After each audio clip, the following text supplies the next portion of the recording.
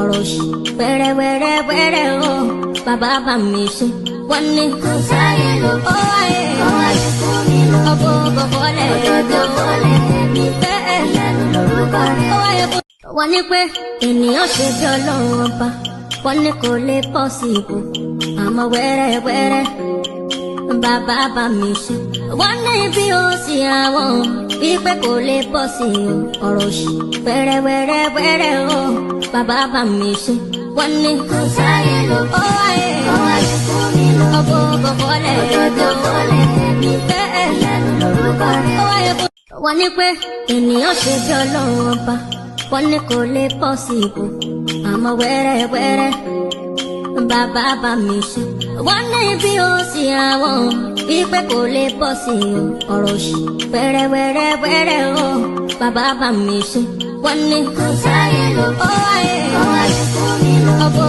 bọ̀bọ̀lẹ̀ mi bẹ́ẹ̀ lẹ́nu lórúkọ rẹ̀ ó wáyé fún wọ́n ní pé ènìyàn ṣe bí ọlọ́run ọba wọ́n ní kò lè pọ̀ sí ibò àmọ́ wẹ́rẹ́wẹ́rẹ́ bàbá bá mi ṣe wọ́n ní bí ó sì àwọn wípé kò lè pọ̀ sí ọ̀rọ̀ òṣì wẹ́rẹ́wẹ́rẹ́ o bàbá bá mi ṣe wọ́n ní kò sáyé lọ ó wáyé fún mi lọ ọbọ̀ bọ̀bọ̀lẹ̀ mi bẹ́ẹ̀ lẹ́nu lórúkọ rẹ̀ ó wáyé fún wọ́n ní pé ènìyàn ṣe bí ọlọ́run ọba wọ́n ní kò lè pọ̀ sí ibò àmọ́ wẹ́rẹ́wẹ́rẹ́ bàbá bá mi ṣe wọ́n ní bí ó sì àwọn wípé kò lè pọ̀ sí ọ̀rọ̀ òṣì wẹ́rẹ́wẹ́rẹ́ o bàbá bá mi ṣe wọ́n ní kò sáyé lọ ó wáyé fún mi lọ ọbọ̀ bọ̀bọ̀lẹ̀ mi bẹ́ẹ̀ lẹ́nu lórúkọ rẹ̀ ó wáyé fún wọ́n ní pé.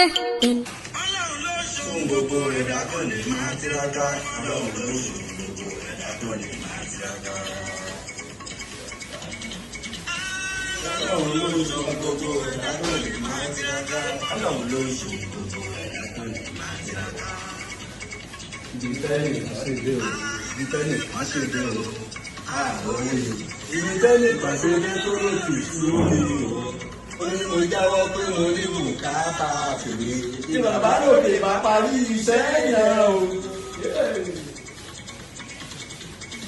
Ìdíbẹ́ni kan ṣe dé o, ààrùn òye. Ìdíbẹ́ni kan ṣe dé tó lè fi sórí o. Ó ní mo jáwọ́ pé mo ní bùkátà fèrè. Tí bàbá lòdì bá parí iṣẹ́ yẹn o. Báyìí ni ilẹ̀ mọ̀ra tí kò ní ìbò ti dé.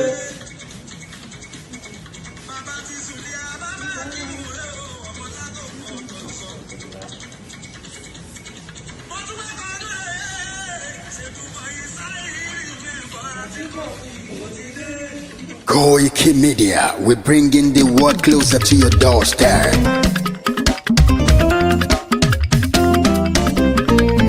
Koikimedia, Koikimedia,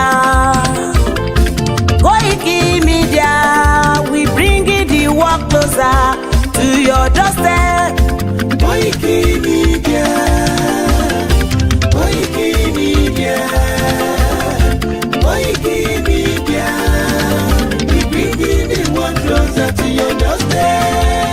Àwọn sálára àgbà yìí dá, àwa ló láṣà àti èdè. Gbígbédè lárugẹ nílẹ̀ Oòduà o, àwa gangan ni bàbá. Koikimedia, Koikimedia, Koikimedia, we bringing the world closer to your doorstep. They never sabi wetin we carry for her. But e dey move closer before dem go sabi. I said they never know wetin we carry for body. But e dey move closer before dem go sabi. Ọ̀kín lọ lọ́jà ẹyẹ, ìníhùn ló ló lajú. Ẹyẹ tó lórí kodò bí àdán ọgbẹ́jẹ lẹ́nu.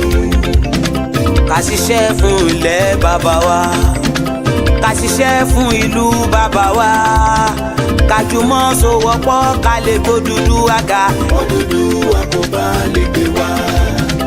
Ọmọ Odùduwà ṣègìrì, ẹ dìde fún ẹ̀tọ́ adúláwọ̀, ká lè jọ jùmọ̀ gbé délẹ̀ ìlérí, ká wálé gbà ó adé ká lè gbádé adé adúláwọ̀ àwa ní ìmọ̀lẹ̀ tí yóò tàn káàkiri. ọmọ Odùduwà ni wá. Koiki Media àwa là ń gbé tó lárugẹ. ètò tó pọ̀jù owó tiwa máa ní. kásá ẹgbẹ́ polówó ọjà wà kájé bùgbà yín jẹ. ètò tó pọ̀jù owó tiwa máa ní. à ń gbé tó lárugẹ à ń gbàsà lárugẹ. ètò tó pọ̀jù owó tiwa máa ní. news and sports ẹ máa rí gbọ́. ètò tó pọ̀jù owó tiwa máa ní. ọmọ Ìjẹ̀bú Alárẹ̀mí ló ní kí n máa ké tantan. Koiki Media ọ̀rọ̀ lágbájúmọ̀ mi o máa bá ṣẹ̀rẹ̀ lọ o. ọmọ Yorùbá nìyẹn ọmọ Yorùbá tata o. à ń gbádùn rẹ ọmọ Ìjẹ̀bú Alárẹ̀mí ṣẹ́yìn ló máa fi dìbò tẹ̀ mọ́lẹ̀ o. ẹ̀yin lọ́mọ onígbò máa ń dé mádémádé ẹ̀yin lọ́mọ onígbò máa wọ̀ o. igbó máa wọ̀ gájòjì ò gbọ́dọ̀ wọ̀ àjòjì tó bá wọ̀ bẹ́ẹ̀ á tẹ̀lé ní ẹbọra. ẹ̀yin lọ́ máa náwó kóyìnbó tó dé ìgbà tó yìnbó dé o owó náà dẹ́ tún pọ̀ sí o. Koiki Media ṣàwa ní bàbá. Koiki Media àwọn ní bàbá.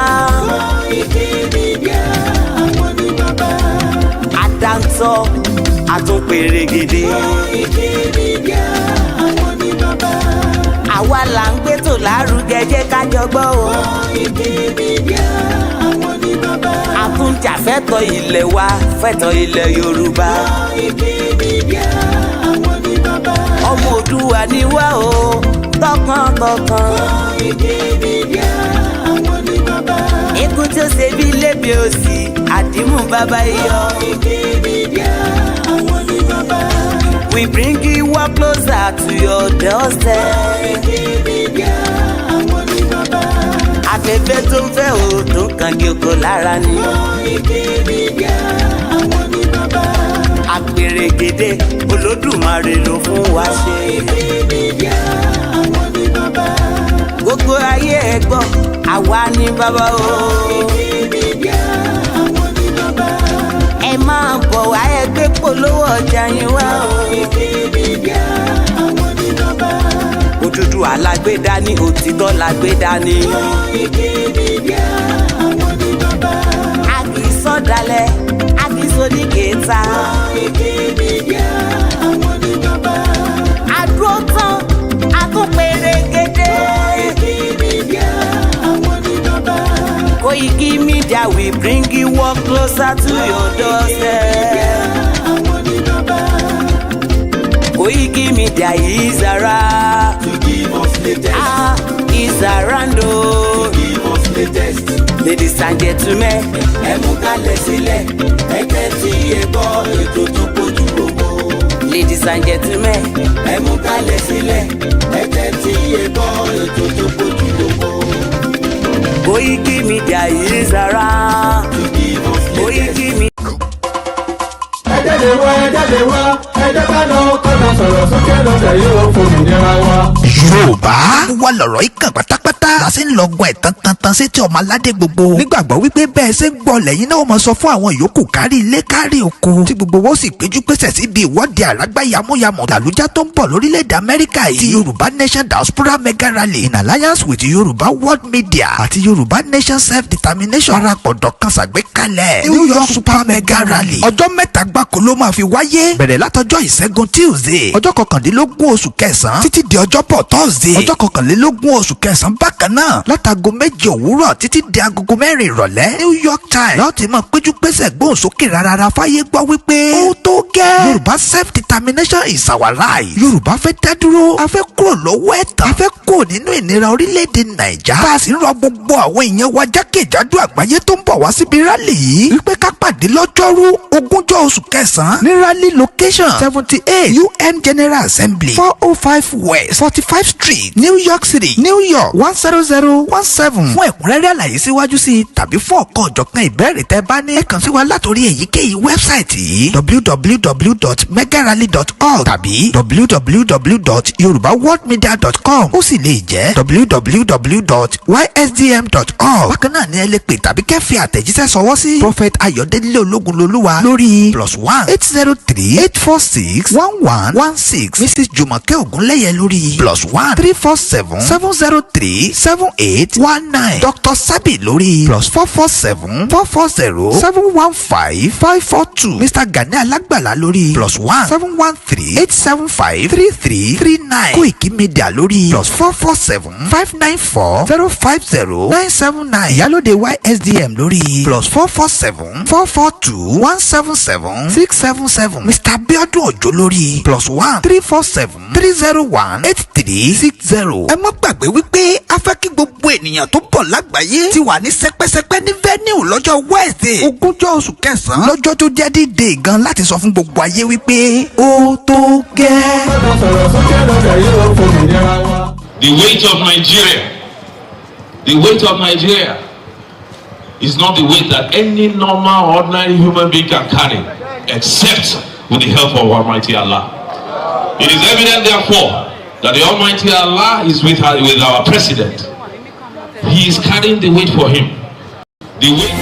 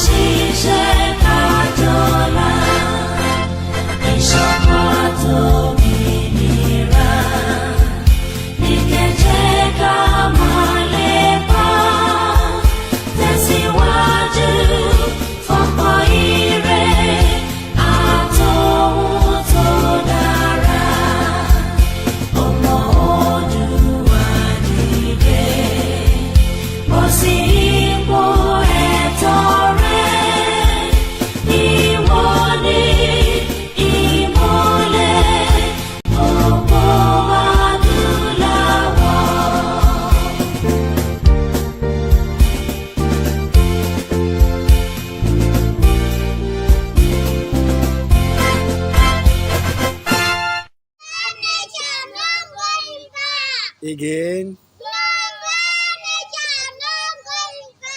No going back. Ìgbòho òòṣà iṣẹ́ rẹ̀ ń tẹ̀síwájú.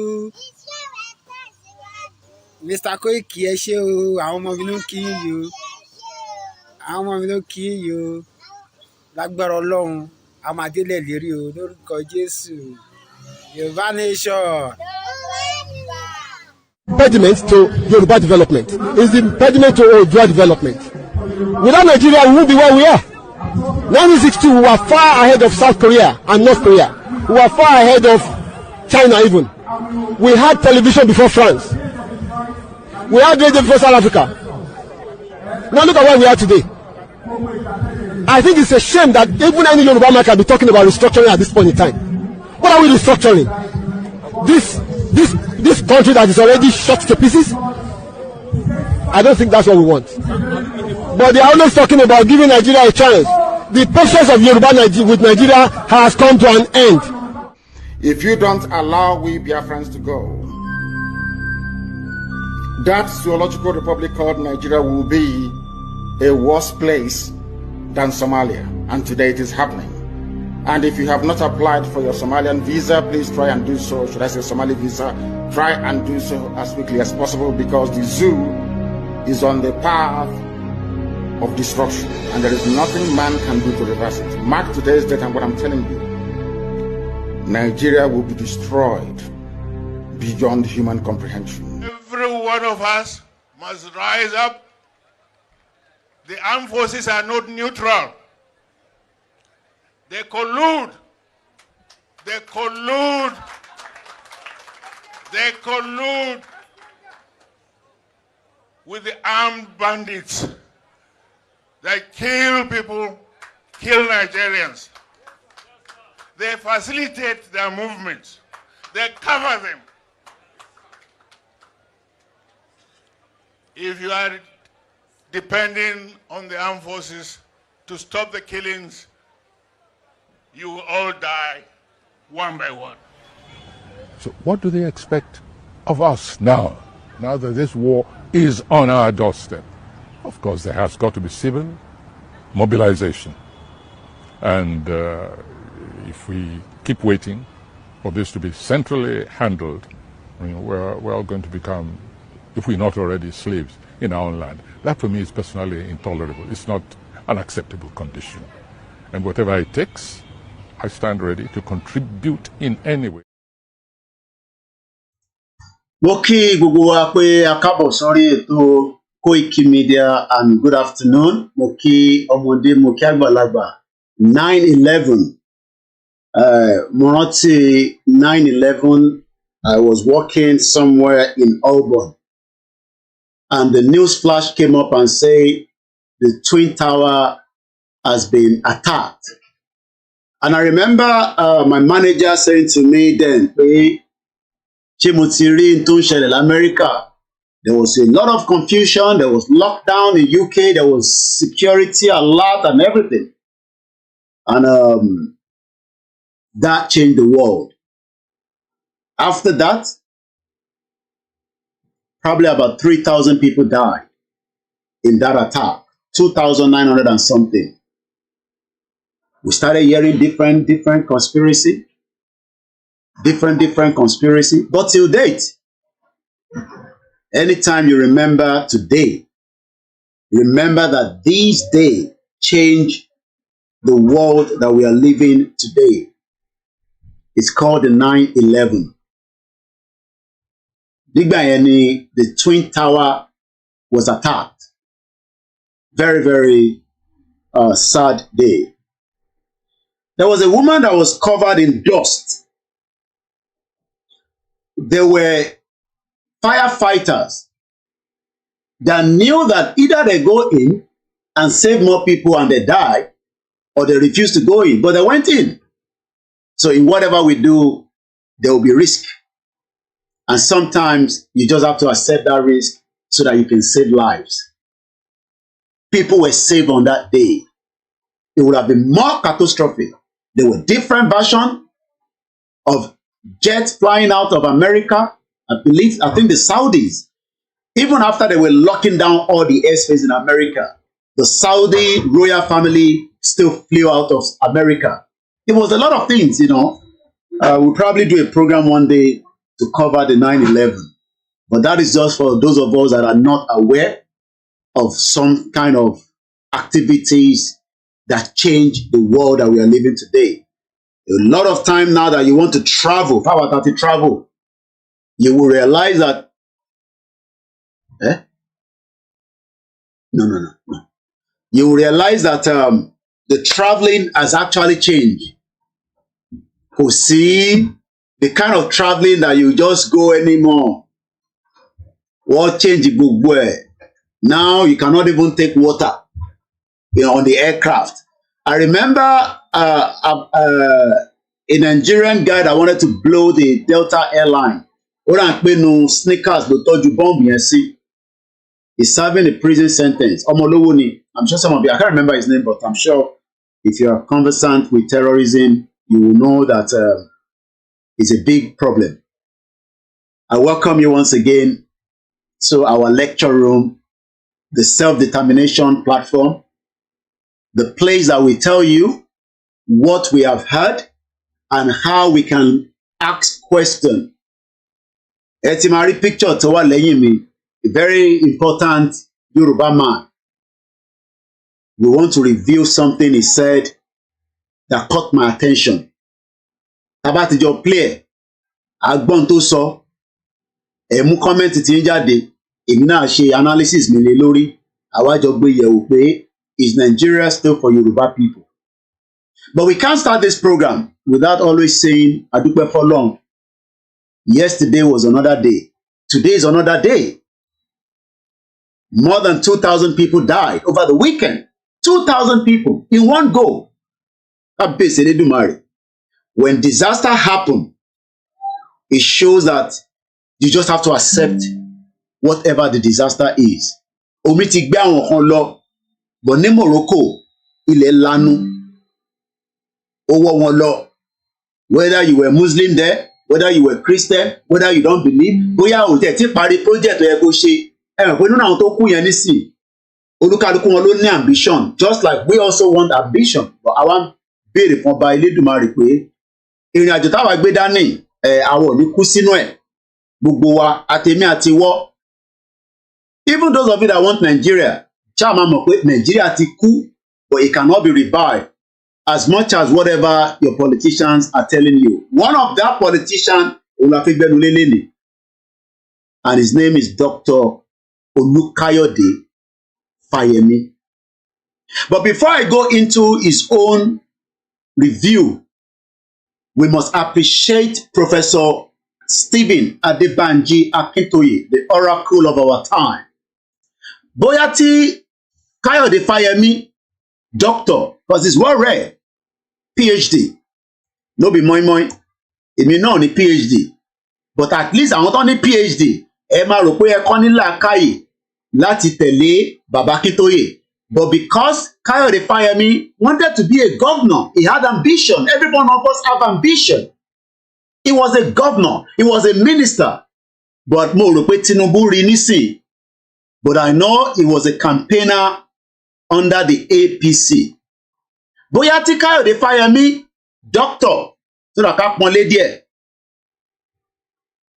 Kò ń ṣe pé kò mọ̀ pé Aworist ni Baba Akintoye.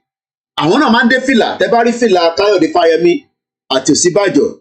Sometimes Ọ̀ṣínbàjò tún lọ lo glasses tó dàbí ti Baba Awólọ́wọ̀ lẹ́ ń wò yẹn.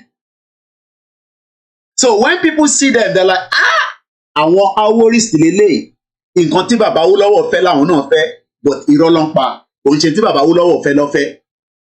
But intention, àníyàn wọn ni pé táwọn ọmọ Yorùbá bá ti rí wọn látọ̀ kan báyìí pé Olúkáyọ̀dé Fáyẹmí, àwọn t'Awólọ́wọ̀ nìyẹn, irọ́ ni, kò sí kankan tó jọ bẹ́ẹ̀. Because wọ́n mọ in tí Awólọ́wọ̀ fẹ́ kó tó di pé bàbá yẹn ṣaláyé tó di pé ọlọ́ba Elédùmarè ó mú lọ síbi tágbà ń rè. But now that they are also, ẹni pé Káyọ̀dé Fáyẹmí gan ó ti tóbi, ó yẹ kó máa lọ sí gym, ẹ sọ pé kó máa lọ ṣe exercise.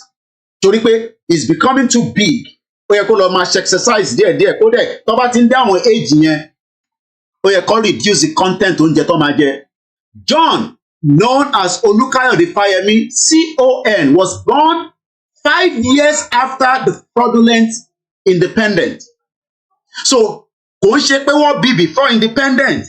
Ara àwọn tó bí àwọn product in 1965 ni Olúkáyọ̀dé Fáyẹmí, ìyẹn former governor between 2018 October 16 títí dé October 16 2022. Kò ń ṣe yẹn nìkan ló jẹ́, ó ṣiṣẹ́ lábẹ́ Buhari as a cabinet minister. Níbi tí òróró ń bẹ, the same position tó wù ú ṣe, òun náà ni wọ́n gbé fún Délé Aláké lọ́wọ́lọ́wọ́ yìí. Tó bá wá jẹ gbogbo oúnjẹ yẹn tán, tó wà satisfied, then they will come out and say, Nàìjíríà yìí, ó rí báyìí, ó rí tọ̀hún. But while they are there, wọ́n kì í rí Nàìjíríà yẹn tó rí bẹ́ẹ̀ yẹn. Ìlú Ìbàdàn ló bí sí, but ọmọ Èkìtì ló ń claim.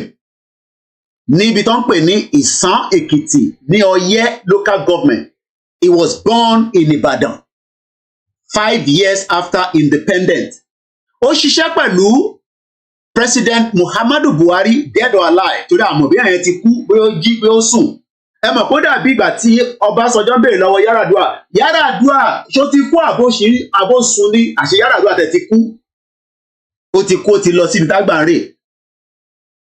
So, tẹ bá wá rí Awólọ́wọ̀, ẹ rí pé Káyọ̀dé Fáyẹmí náà, tẹ bá wo fìlà gẹ̀gẹ̀rẹ̀ tó gẹ̀ àti glasses ẹ̀, ó máa fẹ́ dàbí ìgbà tó yẹ pé à ń rí product Awólọ́wọ̀ lára wọn, but it's all lies.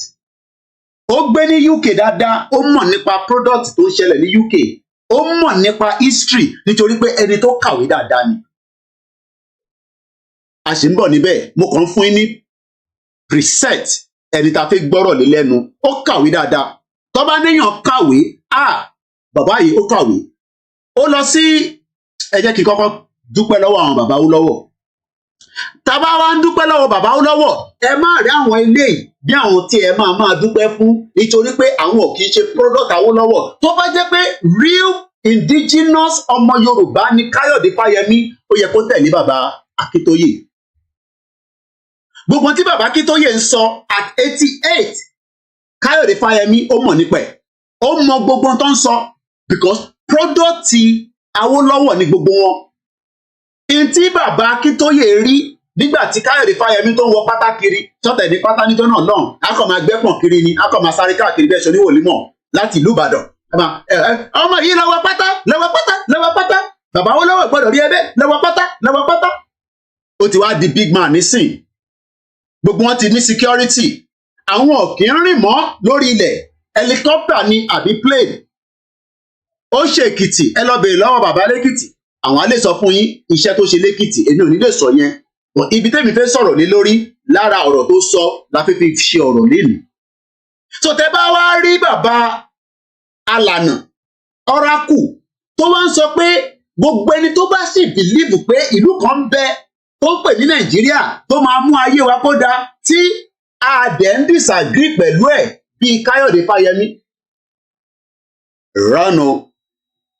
rọ́nù nítorí pé bàbá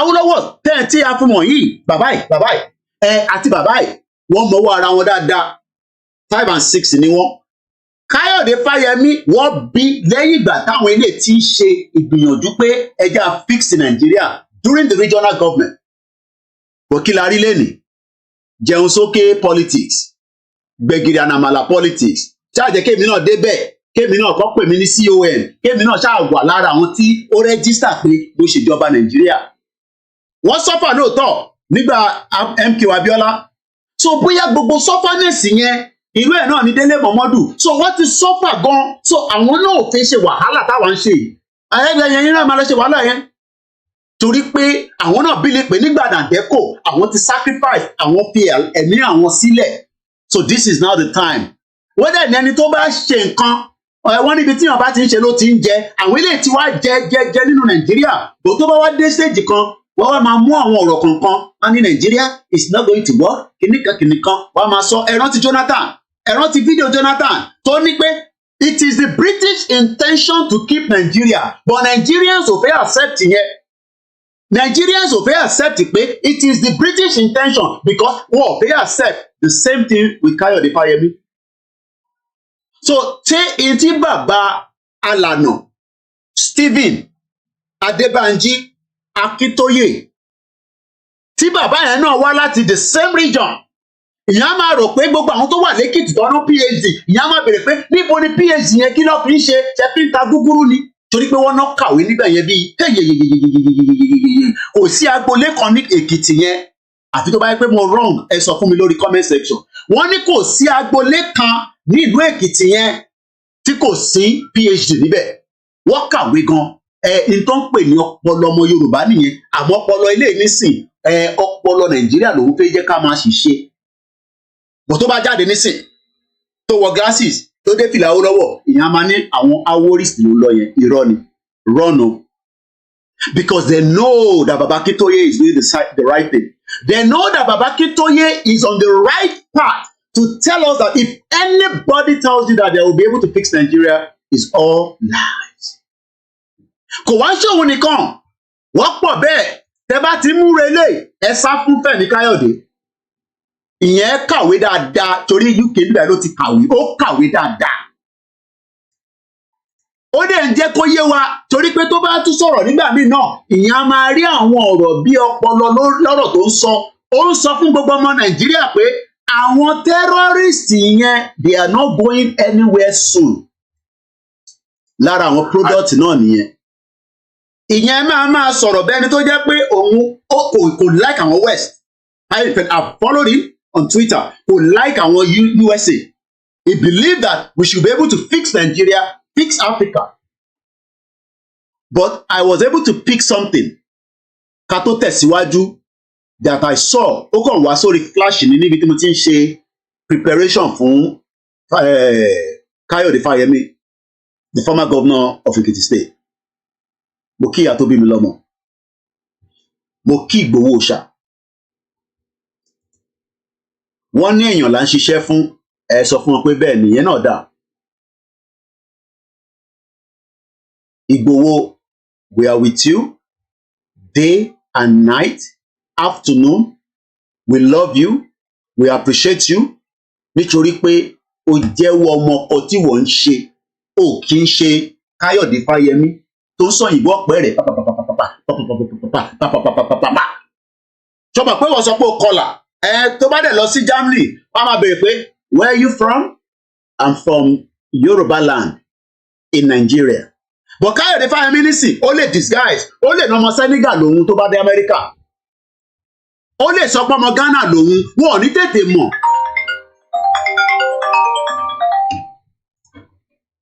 Ẹ jẹ́ ká lọ for few seconds mo padà bọ̀.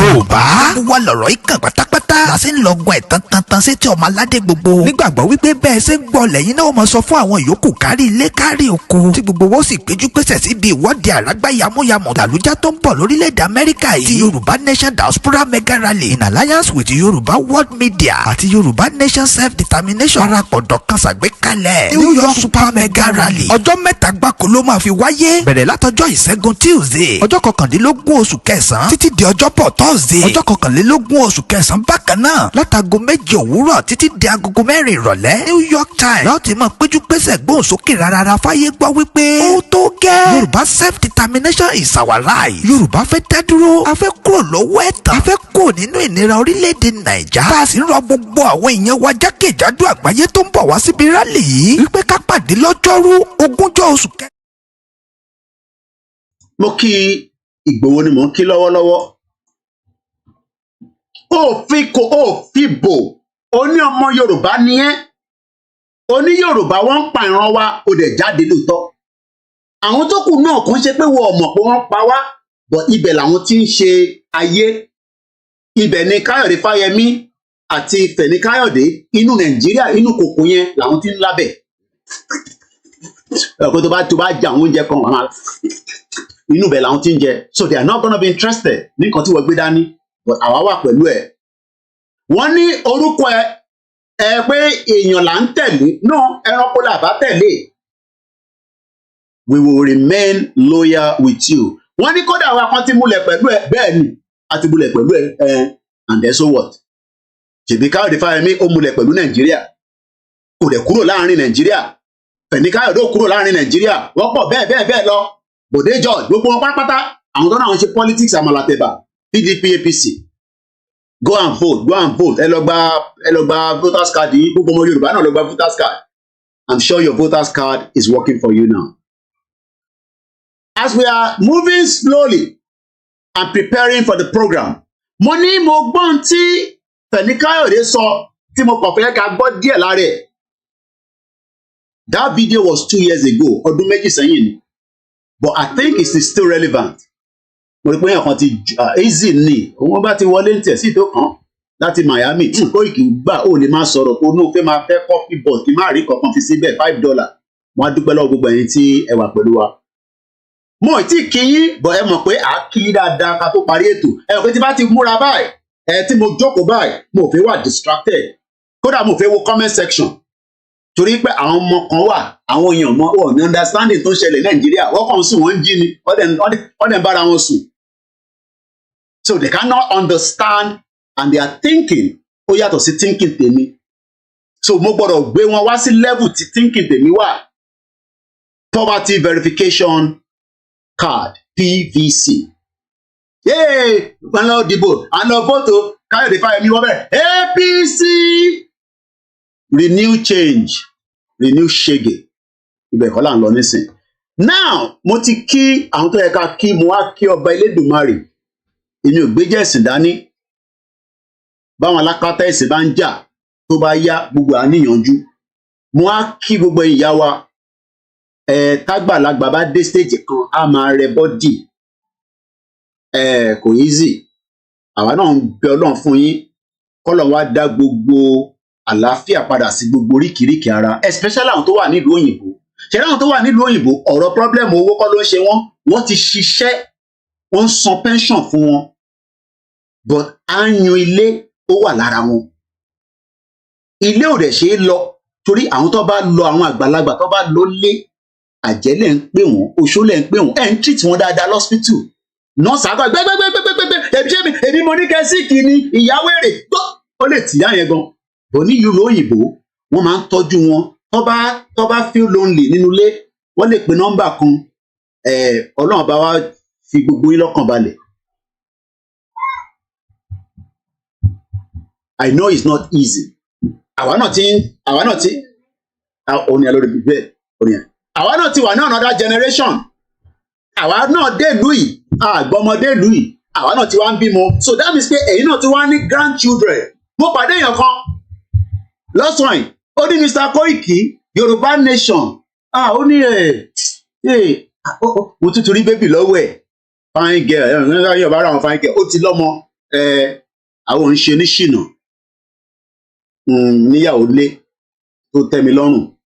But àwọn tó ti mọ̀ wá ti pẹ́ nígbà tá a tó bẹ̀rẹ̀ Yorùbá nation, nígbà tá à ń tajà, tá wà lórí ibi tá a ti ń tajà lórí títì, kò ń ṣe gbaná là ń ta o. Tó bá mọ̀ tán pè ní car boot market, tó bá mọ̀ Google ẹ̀, more than 10 years. Aago 6 máa make sure pé mo ti wà nínú ọjà máa ṣí bá mi níbẹ̀ ni. Torí pé àwọn tó fi wá rajà ń dúró, ó ní ẹ̀ lọ sí market yẹn mú, ó bèrè grandma, ó ní grandma ńkọ́, mo ní ṣé bébì lélẹ̀ náà.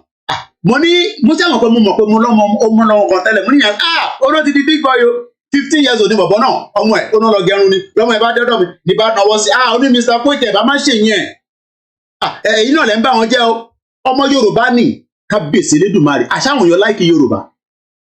Ó ní ọmọ Yorùbá ni kó kí dáadáa ni, mo ní má wọ̀ọ́rì, ọmọ wa náà ni.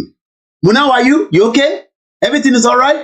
Àwọn tí mò ń torí ẹ̀ ṣe wàhálà nìyẹn. Nítorí pé tó bá máa fi yá nísìn, èmi náà máa lọ bí 80, màá wá jókòó sí ìlú òyìnbó, màá máa wo àwọn ọmọ yẹn náà. Báwọn grandma ṣe ń wò mí báyìí, torí pé àwọn generation Kayode Fayemi tó yẹ kó fight ìjà yẹn délẹ̀, wọ́n ti bẹ̀rẹ̀ sí í ṣe politics ẹ̀ bàtàmàlà. Nígbà tó ti padà tó ti gba democracy. Wọ́n jà lóòótọ́ nígbà nàbẹ́kò, but nígbà tí ó yẹ kí wọ́n wá béèrè fún gbogbo tó yẹ kó béèrè fún nílẹ̀ Yorùbá, ikùn wọn ti dún bẹ́ńbẹ́m, ikùn ẹ̀ ti dún bẹ́ńbẹ́m, kò lè sọ̀rọ̀ mọ́. So ẹ fẹ́ káwa náà wà ní that stage, ká máa pariwo, ìyẹn ní Tinubu ṣe sọ ní Indian pé èmi náà ti ṣe security guard rí, gbogbo tẹ́ ń ṣe mo ti ṣe rí, bọ̀ tó bá wá dé stage kan ẹ gbọ́dọ̀ wá ṣe politics àmàlàtẹ̀bà. Politics lórí 1999 constitution. Ẹ fẹ́ lọ ṣe politics lórí the 1999 fraudulent constitution, and you believe that you can win. Ntí Tinubu sọ fún yín nìyẹn náà. So ìwọ tó ń di lọ́kàn pé tó bá ti ṣiṣẹ́ díẹ̀ tó gbọ́wọ́ jọ, ìwọ náà wá lọ ṣe politics àbàtàmàlà, máa rántí pé o máa sacrifice àwọn kankan. Lẹ́ẹ̀kan sí i, wọ́n á sọ fún arábìnrin sísá mi yẹn, wọ́n ní Ìgbòho ń kọ́, mo ní Ìgbòho ṣá, ó ní kò dẹ̀ wá dáńtọ́ ṣe fún wọn. Àwọn kankan wà tí mo kọ̀ ra pinyin létí tó ń ṣe fún public consumption. Mo kọ̀ ra yin sí létí pé àlàáfíà ní Ìgbòho wà. Wọ́n ní Tinubu ń kọ́, ó ní èmi ló kàn. Ní tí Tinubu sọ nìyẹn, èmi ló kàn. Ó dẹ̀ ti kàn báyìí kó máa ṣe lọ. By 2027, the first term will expire. Ó máa padà wá campaign ni. Tinubu cannot automatically become the president after 4 years. Ó gbọ́dọ̀ wá tún ṣe another campaign. Ó tún máa gbé gbòògbà jáde, kọ́lọ̀ wá fún lálàáfíà àti ẹ̀mí gígùn. Nítorí pé gbogbo campaign yẹn náà, 1 week wọn gan. Because by that time, age ẹ̀ ó tún máa add another age mọ́. Àwọn kan náà dẹ̀ tún wà tó ń pè ní PDP àti Labour Party. Àwọn yẹn náà máa fẹ́ jáde, and we saw what played out. Margin kékeré ni Tinubu fi na Àtíkù o. Ẹ lọ wo result yẹn, margin kékeré, and it's because there was a fraction. Tí Labour Party àti PDP tó bá lọ match, Tinubu lè má wọlé àrígẹ̀ ọmọ Yorùbá, àrígẹ̀ ìbéèrè ló wà níjọba, àrígẹ̀ mo mọ̀ yẹn, àrígẹ̀ ẹ tó bá wà ní government ó ní right láti rig, but ẹ máa rántí pé àtórígo àti kò rígo Tinubu tenure tó bá tún rí second term ṣe by 2031 tenure máa expire and Tinubu will be 87 years old. Àgbà náà ti dé. Àgbà ti dé. Àwa máa wò dẹ̀.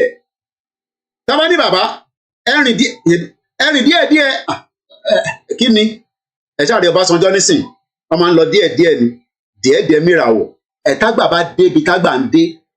Ṣé wàá rí ìyàtọ̀ àwọn àgbàlagbà tó ń bẹ nílé àti ti bíbà yìí? Àwọn tó ń bẹ nílé àwọn ṣiṣẹ́ àwọn minor ẹ̀rán ti minor gate àwọn kó gbogbo owó jẹ. Mo sọ fún yín pé politics ẹ̀ bàtàmàlà ló ń ṣe ẹ wo gbé ìgbà dànù bó ṣe ń sunkún nísì Dàpọ̀ Abíọ́dún ti kó fún ìgbìkì ìwọ máa lè ìwọ ọmọ pé mi náà máa ṣe gọ́fúnà ó wá ń dìtẹ̀ mi Dàpọ̀ Abíọ́dún ó ti wó plaza ìyàwó ẹ̀ ó ní kọ́ lọ dáwọ́ gbégbé ó ní kò ní structure kò ní kò bá. Amosu wà ní ìjọba èmi ọmọ gbàtọ́ kọ́ plaza yẹn Amosu wà ní ìjọba pọ̀ owó plaza yẹn. But Gbenga Daniel is another wicked man. Another wicked man. Gbogbo wọn pátá politics ẹ̀ bàtàmàlà. Ó ti lọ jókòó sí Senate nísìn. Ibẹ̀ lọ́ máa lọ ń takú sí. Ó lọ jókòó síbẹ̀ pa ẹ̀rípa Amosu àwa bribe rẹ̀. Gbogbo àwọn tó yẹ kó fún lówó, á fún wọn lówó. Gbogbo tó yẹ kó ti jíìbò, wá jí dán. This is the kind of Yoruba politics don't play. Gbogbo Yoruba politics don't play nínú South West nìyẹn. So bitterness ò kí ń kúrò lára wọn. Ẹ wo Gbenga Daniel àti Dàpọ̀ Abíọ́dún ẹ wo tó ń ṣẹlẹ̀ ní Ogun State. Bí àwọn bá máa bá yín dá sí, but for now ó ti wó ṣọ́ọ̀pù yẹn. Mo wá kí Mùsùlùmí, mo kí Kristẹni, mo kí àwọn oníṣẹ̀ṣe. Gbogbo pain ẹ̀yin oníṣẹ̀ṣe, gbogbo ẹ̀ náà là ń gbọ́ là ń rí. Ẹ fọkànbalẹ̀ ó kù díẹ̀. Gbogbo ẹ̀ máa níyanjú. Bọ̀kó tó lè níyanjú. Ẹ jẹ́ ká túbọ̀ ṣe kíni ẹ jẹ́ ká tẹpá mọ́ pé ìran Yorùbá gbọ́dọ̀ bọ́ nínú oko ẹrú torí oko ẹrú ni gbogbo wa wà. Ṣé wọ́n rí àwọn Mùsùlùmí tó ń ṣalákátá àwọn aláníbí kò sí tẹ́ máa ṣe gbẹgbẹ́nu sáhùn kò sí tẹ́ máa ṣe kò sí ta fi ṣe lóòótọ́ kò sí àtẹ̀lé ṣe kankan bọ̀ ó kù díẹ̀ ní gbogbo ẹ̀ torí pé lára ẹ̀wọ̀n tí ẹ̀ ń rí yẹn tó ń ṣalákátá tó ń ṣe gbogbo ẹ̀ lára wọn ni wọ́n máa fẹ́ darapọ̀ mọ́ àwọn tí Fẹ́mi Káyọ̀dé fífi sọ̀rọ̀ ní bíbá. Let's go with that now. Mo kí gbogbo wa ká kọ́kọ́ máa fi lè fi gbádùn kí n fi prepare. Arábìnrin ló ń pè ní Tolúlọpẹ́ Arótilé ọmọ Kogi State ní Okun local government 24 years old. The first helicopter combat pilot. Ọmọ tó ń pè ní combat. Àwọn tó máa ń helicopter. Ó ṣáà máa wo movie. Helicopter yà máa lọ báyìí. Á swivel báyìí. Á padà báyìí. Iṣẹ́ tó ń ṣe nìyẹn. Àfìgbà táwọn Fúlàní ọ̀padànù. Kí ló dé ọ̀ṣẹ̀ pa lára fídíò tí mo fẹ́ play. A ní mínísì ẹ̀. Bọ̀yẹ́ ká kọ́kọ́ gbọ́ òun náà. This is how she was celebrating. I don't know when that video was shot. But she was dancing. She was listen, but after a while, all we had was motor call reverse. Nínú cantonment, àwọn ọ̀rẹ́ rí, they're excited. Ọwọ́ reverse mọ́tò, wọ́n wá ń gbé reverse yẹn bọ̀, àfi gbàgà. Ọwọ́ kọlù, ọwọ́ pa, ọwọ́ sáré bẹ̀rẹ̀ ẹ̀. Ó jẹ́ kó ṣe proper autopsy àti gbogbo ohun tó máa ń ṣe tó máa fi mọ̀ pé examination ẹ bá wa wò ṣé tòótọ́ ni ṣé mọ́tẹ̀ ẹni tó pa Tolúlọpẹ́ Arótilé nísìn. Àgbọ̀n kankan mọ́ èdè nọ́dá náà ni ẹ̀dá gbọ́ lè mú bọ́.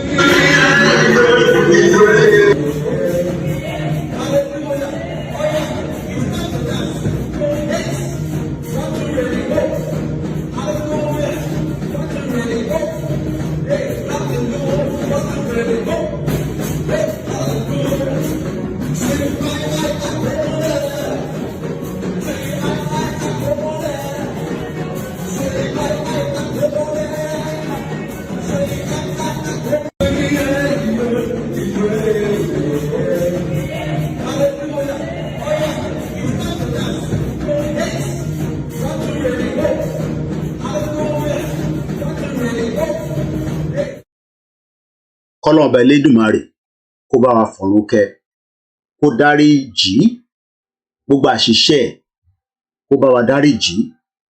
She was a Christian. She loved her Christianity. She thought she was in a country that loved her. But she forgot to be told that this country doesn't love Christians because they are Muslim fanatics that are preparing ground small by small, small. Who is this Tolulopa Rotile? Welcome to helicopter to one destroy one in the forest. Take her out. Order was given, she was killed. Tolulopa Rotile was killed by the northerners, the fanatics. Irú ẹ̀ là ń rí nílẹ̀ Yorùbá báyìí. Ẹ já gbọ́ ìtarakùnrin sọ. This is Femi Kayode. 2 years ago, I do not own the copyright to the video. It's just for my presentation. Go ahead. I believe that he's working with them. I believe that he's close to them. And I believe that I issued a statement the other day about Sheikh Ahmad. I completely disagree with his approach. I suspect his motives. I do not trust him. I do not believe he can achieve anything what he's doing. I believe that he's secretly and covertly empowering the terrorists. I believe that he's working with them. I believe that he's close to them. And I believe that he is probably the greatest threat to Nigerian unity and the peace of our country. Very, very smart, very clever. Comes in like a snake, pretending to be a good man. And now, what Gumi fails to appreciate is that we're not all stupid. He's using those ransoms to fuel an insurgency against the Nigerian state. Now, in my understanding of law, and I've been a lawyer since 1985, that makes him an accessory before the fact, during the fact, and after the fact. He's an accomplice to murder, he's an accomplice to terrorism, he's an accomplice to terrorist acts and homicidal maniacs. When Jonathan had great success against KOKORO, and he did, let no one fool you, they retook territory which was the size of the nation of Belgium in Europe. You know Belgium? In Europe. That is the amount of territory they retook from Boko Haram. So it's doable. Forget about what people say about our boys and they're not good. They're damn good fighters when they're properly equipped. They're damn good at what they do. Let me tell you, when Jonathan did it, there was an international arms embargo on Nigeria. We had to resort to buying arms with cash 2, 3 years, 4 years, 5 years from that. And I do not want this. You may have a situation where this country is just a cauldron of fire. In this conflict that's coming, you will have at least 50 million people dead within a matter of years. As bad as it might appear, and it is very, very bad, there are some voices in this government and in this administration, and yes, within the APC, that are very sensible. And there are some voices and people in PDP that are not very sensible. Somebody like Asiwaju Bola Tinubu's wife will get up and say, oh, he's smart now and PDP man. I mean, forgetting that APC members are being killed as well. And it doesn't matter to me what party you're in, what your religious faith is, what region you come from. If you can bring peace as equals, not as master servants, then I'm happy with that. I'm happy to work with you. And that's the kind of leadership we need more and more of in this country. I'm agreeable. You've listened to Femi Kayode. This was an interview. I don't trust Sheikh Gumi. Sheikh Gumi is preparing some Yoruba fanatics that will eventually become terrorists. Sheikh Gumi is a threat, the greatest threat to Nigerian unity. Sheikh Gumi is not the only greatest threat to Nigerian unity. We, Yoruba people, should we remain in Nigeria? That threat, ó ṣẹ̀ṣẹ̀ fẹ́ bẹ̀rẹ̀ ni. Threat yẹn ṣẹ̀ fẹ́ bẹ̀rẹ̀ nítorí pé threat tí Femi Kayode ń sọ yìí, èèyàn kan rí threat yẹn, ó rí gbogbo ohun tí ó lè ṣẹlẹ̀ sí ìran Yorùbá, ó rí gbogbo ohun tí ìran Yorùbá fi ń sọ pé ẹ jẹ́ á pariwo síta, ẹ má ẹ ká dákẹ́ yìí bàbá wa. Kí ni wọ́n ṣe? Wọ́n lọ àtàkẹ́ ìdílé, ẹ jẹ́ á gbọ́ ilé. Orúkọ mi ni Sunday Adéyẹmọ. Tí gbogbo ẹ̀ mọ̀ sí Sunday Ìgbòho. Sọ̀rọ̀ pé bá jọ ọmọ Ìbàdàn tó bá ń gbé kó, wọ́n máa pè ní bàbá Ìbàdàn, wọ́n lè máa pè ẹlẹ́mìí àpè ní Ìbàdàn. So ọ̀pọ̀lọpọ̀ èèyàn tó bá ń gbé ìlú òdì kejì tó bá jọ ọmọ bòmí, ó kọ ìlú tó ti wá yẹn náà máa fi pè é níbi tó ń gbé. Èmi náà jẹ́ kan nínú ẹni tó kópa nínú ogun Mọdákẹ́kẹ́ àti Ifẹ̀. So ọ̀pọ̀lọpọ̀ àwọn tó bá gbọ́ sórí ogun yẹn tó ń gbọ́ gbogbo pa tí mo kó mẹ́rin pé ọkùnrin mẹ́rin ogun bàbá yẹn ń gba ogun ó ṣe báyìí. Ó máa ń jẹ́ kí ẹlòmíràn pé ọkùnrin ni. akíkanjú ọkùnrin ni gbogbo wa wàhálà Ládọjà àtàwọn bàbá dédé búmbàdàn náà gbogbo àwọn tí wàhálà yẹn sojú wọn wọ́n fẹ́ impeach Ládọjà wọ́n fẹ́ yẹ Ládọjà ń pò wọ́n fẹ́ gbàjọba lọ wọ́n fẹ́ yẹ Ládọjà jẹ nǹkan kan tèmi dẹ̀ dúró tì ń gbà yẹn gbogbo àwọn tó rí pa tí mo kó láti pé kán mọ́ rí Ládọjà yẹn jẹ́ ń gbà yẹn sùtẹ́lẹ̀ mi bá rí mi èrò yẹn pé ọkùnrin mẹ́ẹ̀ẹ́dọ́gbọ̀n nìyẹn bí wọ́n ṣe bọ́ta ṣe pọ̀ tó Ọlọ́run ṣẹ́gun wọn fún èròǹgbà mi lórí ìgbésẹ̀ àwọn Fúlàní yẹn ni pé ẹnu Yorùbá gbọ́dọ̀ kò tí wọ́n bá mọ̀ pé wọ́n fẹ́ ká bá Fúlàní jà káwọn bàbá wa gbogbo àwọn ọba wa gbogbo àwọn bàbá wa wọ́n ṣáájú kàn pè wá sí mítì kàn wọ́n dẹ̀ fún wa pé tó àwọn ọmọ yìí o kí ròyìn dé sì gbé kí gbogbo ayé rí pé tó àwọn ni wọ́n sọ pé tó ká kojú wọn gbogbo ibi tí yàrá ti fẹ́ jẹ Yorùbá ká fèsì ibẹ̀ Ọlọ́run mọ̀mọ̀ mú wa agbára mélòó wà làwọn Fúlàní wa ní wọn ò tó ń tọ́ ń pera wọn wọn fọlọ́ búra fún yín wọn ò tó ń tọ́ ń pera wọn Ọlọ́run bá Olódùmarè ń gbọ́ ṣùgbọ́n tá a bá ní nǹkan tí àwa náà ní lọ́dọ̀ àwọn bàtà jogún náà bàbá ká bẹ̀rẹ̀ sí lò ń sìn ká bọ́ta wọ́n sọ wá lóko míì táwọn bàbá bá mọ̀ pé yà ń jẹ àwọn Yorùbá kàn pe gbogbo wa sí mítìn kàn pe Ọọ̀ni kàn pa Láàfin kàn pa àwọn bàbá Àwùjalẹ̀ gbogbo àwọn ọba yẹn tó bá jókòó kàn wá pè wá kàn invite gbogbo wa wá Ọlọ́run bá lágbára èmi ò tó nǹkan kan àwọn tó tún lágbára jù wá lọ pọ̀ tó pọ̀ jù bẹ́ẹ̀ lọ kàn pe gbogbo wọn jọ so tí èsì tó bá pè wọn jọ tó bá mọ̀ pé lè kan ru wa náà ipá náà sì lè ní pátá lè kó kàn pè wá káwájọ jókòó káwo bá ṣe fẹ́ ṣe tí ò ní sí nǹkan kan ẹ̀mí gbọ̀n kankan mọ́ ẹlòmíì bá ń gbọ́ gbòó ni kò wúrí mi rí ẹlòmíì á ní ó lè kọ̀máǹdì mọ́ ó lójú àwọn tí mo ṣe lójú wọn rí ẹlòmíì á ló lè ṣe báyìí ẹlòmíì tí bá ṣèkan lójú ẹ yóò sọ 10 ṣé nǹkan tí mo sọ yìí ẹlòmíì á sì ní ẹnu ni so àwọn tí wọ́n sọ pé nu nìyẹn èmi mọ́ bẹ́ẹ̀ lọ́n kí nǹkan dẹ̀mí àti wọn pọ̀ wọ́n lè rí pé kì í sọ̀rọ̀ ẹ̀nà ṣùgbọ́n pé kẹ́nìkan wá lóhun dìde ṣe èmi ìwọ ni mi Sunday Igboho mo wá bọ́ ọ̀tá o àbá nígbà tí wọ́n bá fi dọ̀tún la Buhari ó pàṣẹ láti Àbújá sọ́jà tí ó ka mọ́ta nkìdé yóò ju tó gun Boko Haram tó ń jẹ́ ilẹ̀ Haúsá lọ wọn ò ríra wọn bẹ̀ yẹn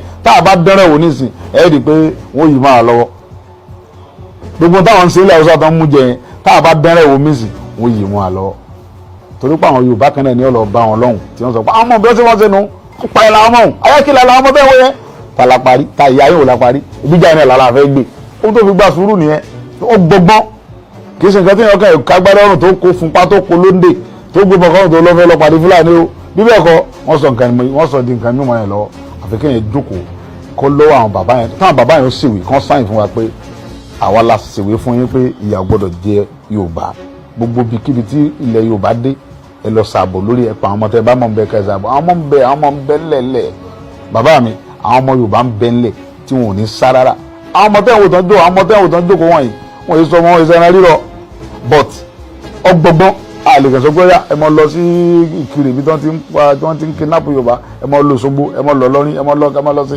yóò di nǹkan mímọ́ wa lọ́wọ́ tó bá ti dá wọn lójú pé àwọn làwọn bí wa àwọn sì làwọn bàbá àwọn ni bàbá wa lẹ̀ Yorùbá ń bí wọ́n sì ṣe bàbá burúkú wọ́n dẹ̀ sọ̀dàlẹ̀ bàbá tí fi ìyá jọmọ káwọn náà bá gbádá rẹ̀ kàn ó tì wá síwájú bàbá lọ bàbá nílọ káwọn bá gbádá rẹ̀ kàn ní ká nìṣó níbẹ̀ bàbá lọ bàbá nílọ bá wọn gángan ò ṣe bẹ́ẹ̀ torí táwọn bàbá àkànnà ń bẹ tó ń gbà ń bẹ àwọn oníṣẹ́ jù báyìí lọ bọ̀ táwọn bá jẹ́ bàbá dáadáa tí wọ́n dẹ̀ fẹ́ fi àtúbọ̀tán rélẹ̀ fáwọn ọmọ wọn kò yẹ kí wọ́n gbàbọ̀dẹ̀ fún Yorùbá kò yẹ kí wọ́n pè wá ká bọ́ ta ni káwọn dẹ̀ dúró tì wá pé ó yẹ nìṣó níbẹ̀.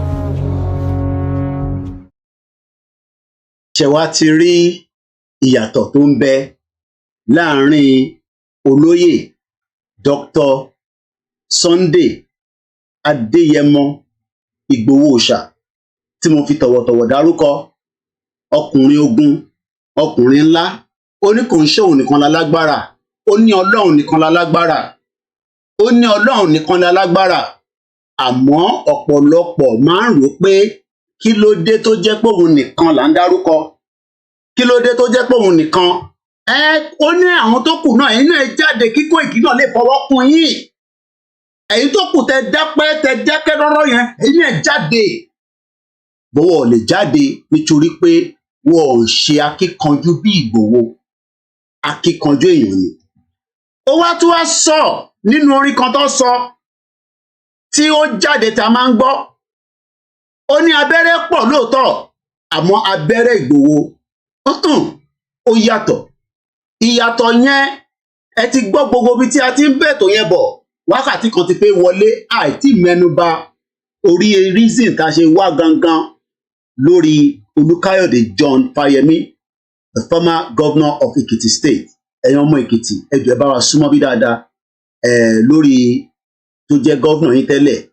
Àníṣe ẹ jẹ́ ká wá farabalẹ̀ ká gbọ́ eléyìí ká tó wá padà sórí Fáyẹmí tí bá máa padà dé 14 minutes ní fídíò ọ́díò Fáyẹmí yẹn màá jẹ́ kí gbogbo 14 minutes ẹ kó laná délẹ̀ àwa bẹ̀rẹ̀ sí í ṣe analysis lé lórí bọ́ká tó débẹ̀ wọ́n ní kí ni gbogbo ọmọ Ìbàràpá mo kí yín lókè Ògùn lọ́yọ̀ọ́ ní Kwara ní Kogi ní Ọ̀ṣun ní Oǹdó ní tèmítèmí ní Ògùn State mo kí gbogbo ṣàlẹ̀ Yorùbá pátápátá mo kí mùsùlùmí tó ń bẹ ní gbogbo ilẹ̀ Yorùbá mo kí gbogbo àwọn ọmọ Kristẹni pátápátá àníṣe abẹ́rẹ́ mẹ́ta ni ta ló ń pè bẹ́ẹ̀ kọ́kọ́ gbélé náà ká tó máa tẹ̀síwájú.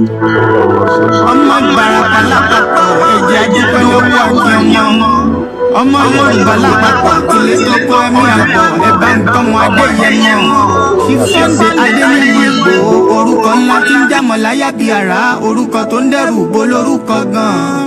ọmọ Yorùbá ẹ má sùn o torí pé bùrà a kò lè fojú kégbodò láyé títa ríro lẹ̀dá ń kọlà wúrà tó máa dán alànà kọjá dandan o. ọ̀wọ́n irin ní má bẹ̀rẹ̀ wọ̀nà ẹ̀dá kan ò lè ṣì wá lọ́nà mọ́ ẹjẹ́ àfìmọ̀ṣọ kan ká lè débi re ẹjẹ́ àjọ gbárùkù ti Sunday Ìgbòho ṣá ọmọ Ìgbòho mọ̀rẹ́ nílùú Alágbàdo Òde ọmọ atapẹ̀tẹ̀ wọnú omi ọmọ gègèlè wodò sànyà ìsànyà ò rẹ́ràn bàbá yín láàrin ìdí omi kò sì náà ń kán sí yín lẹ́nu ọmọ òkúta mẹ́ta òkè Ìgbòho ìkan ń ṣe yín ní dábọ̀dàbọ̀ ìkan ní mọ́ rọra ìkan tó kù nígbà tí wọ́n ò mọ̀ Ìgbòho mọ̀rẹ́ kí ló dé Ìgbòho mọ̀rẹ́ sí ọmọ òpópó sanran ìgbàgede Ìgbòho sùn wọn láláìsí bẹ̀rẹ̀ wọn ní kó ní bẹ̀rẹ̀ ó máa kó bẹ̀rẹ̀ lọ ẹ̀sìn òní bímọ méjì ní Ìgbòho mọ̀rẹ́ bẹ́sìn bá bímọ méjì ní Ìgbòho àfikàn pọ̀pọ̀ sí amúkan yòókù bọ sànyà àtúmúyà rẹ̀ tí ò lọ́rọ̀ gbọ́ àfiṣẹrù wálé wàrà mòjé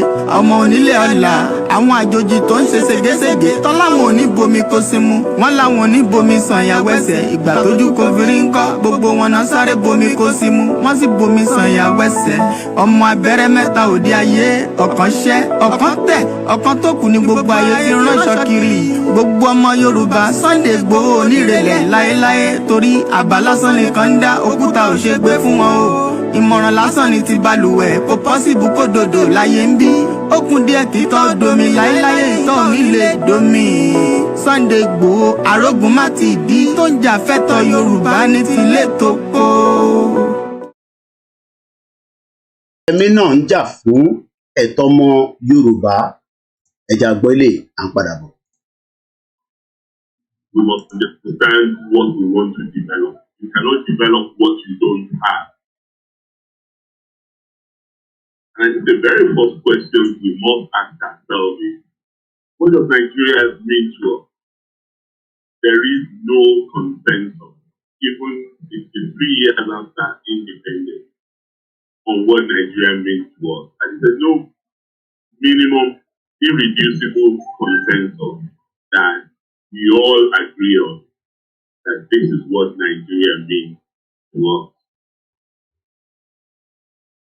We have different variants of what we would like it to mean to us. And we have stigmatized difference and weaponized diversity.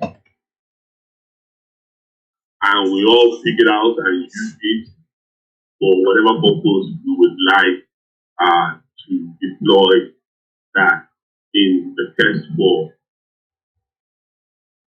our own notion of what Nigeria means to us. But even as we do not know or have a consensus on what Nigeria means to us,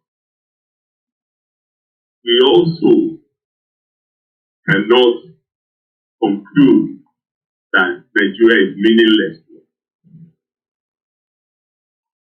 Because it is not. However, we all want to remake Nigeria, which is the how. For some, remaking Nigeria also includes unmaking Nigeria. They feel Nigeria should not exist. At least not exist in its current form. It must exist in one variant or the other. But if you want to unmake something, that means you believe that it is collapsing or it has collapsed. And if you say that Nigeria has collapsed, then you see Nigeria as the problem of the architect and the builder, not the problem of the estate manager. For many of us who see Nigeria as a leadership problem, those are the estate managers, not the builders. But the builders are no longer here with us. Our founding fathers are gone. The colonial masters who bequeathed Nigeria, what they call Nigeria, was also gone. But it's a distortion, in my humble opinion, to even say Nigeria is the product of either our founding fathers or the product of the colonial masters. Because what is currently Nigeria, it was not Lord Lugard that introduced the Yoruba to the Nupe. It was certainly not Lord Lugard that introduced the Ibibio to the Efe. They've intermarried, they've been connected for years before what happened in 1914, which some regard as the mistake. The mistake of 1914. I don't agree with you, sir, if you're one of those who believe that what happened in 1914 was a mistake. But Lord Lugard did not create this country.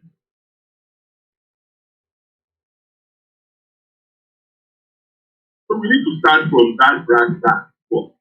Yes, our old professor, the late Professor Claude once wrote that the post-colonial state in Nigeria does not have development as part of its agenda. And it's true. But how can you have development as part of the agenda if you don't even know what the nation state is?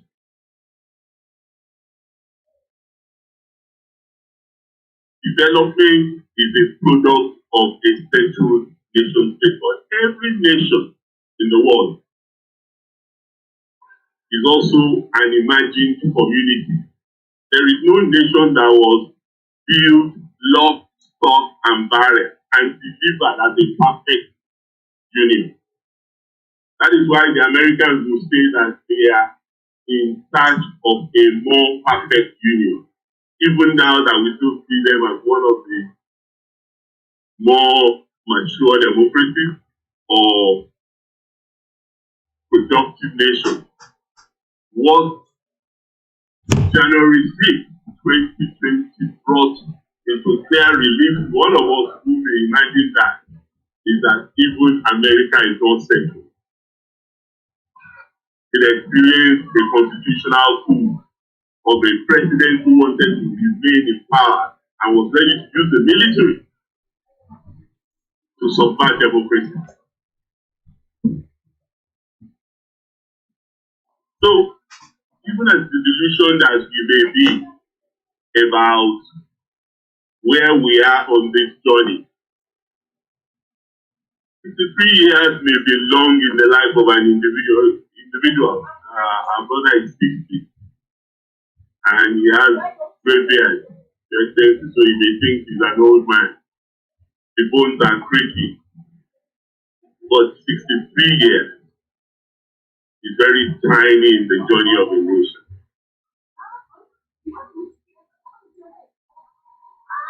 I don't say that to promote complacency. I say it to underscore the need for us to be hopeful. My colleagues are going to engage in that verbal pyrotechnics later when they have that conversation. But I think we need to hinge the conversation on realistic dimensions of nationhood. And I speak for me of the notion of unfinished greatness. because clearly Nigeria has not realized its potential and Nigeria is not working the way we want it to work. There's no question about what my sister presented. No one could challenge it or contend with the data that she presented, because that's the truth. But she also spoke another truth there, that the elite, many of us who are here, from other elite, were largely responsible. But we're not just responsible because we have underperformed in our various tasks and assignments. We're responsible because we have not provided leadership to generate that consensus that would make us a nation. We're a country, very many countries, but we're not yet a nation. And in every society, it is the elite that lead the drive towards nationhood. Not by weaponizing diversity or stigmatizing difference, but by ensuring that we build on those things that unite us as a nation. And we derive common values that are consistent with the notion of greatness and seeking prosperity for the greater number of our people. I think that is where our challenge lies. And the how to do that is what I believe our brother Eugene has asked us to come and reflect on here. And there are many ways to do it. We know some of the things that are more concerning to our people. There are existential threats that our people are grappling with. What became popular notion after my 2014 loss in Ekiti, called the stomach infrastructure. These are existential challenges that Nigerians have. So what I've spoken about in terms of nation building may not be tangible to many, because they are not bread and butter issues. But ultimately, that is what it will require. But even if we reduce it to that existential notion of progress, let us at least build some consensus around that. What is it that we want our government to do for us here and now? Is it provision of electricity? Is it social investment? Is it education, healthcare? We want all. Yes, we want all. There's no doubt about that. But in governance, the reality is that sequencing is also very critical.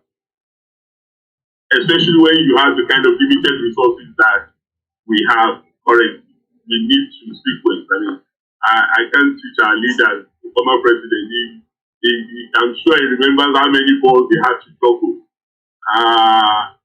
in order to try and make Nigerians happy. In the end, we were not very happy with it. It is now that some happiness is returning.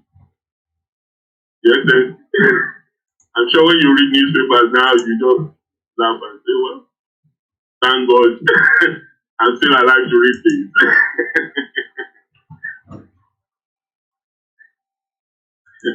Because I was reading our finance minister a couple of days ago, Wale Edu, say that the last time we experienced growth, economic growth, concretely speaking, in Nigeria was during your administration. I'm not standing here as an APC chief minister. I am, somebody said Harvard, let me correct that so that I'm not guilty of impersonation. I'm visiting professor at King's College, University of London, not Harvard. But the important point to make is that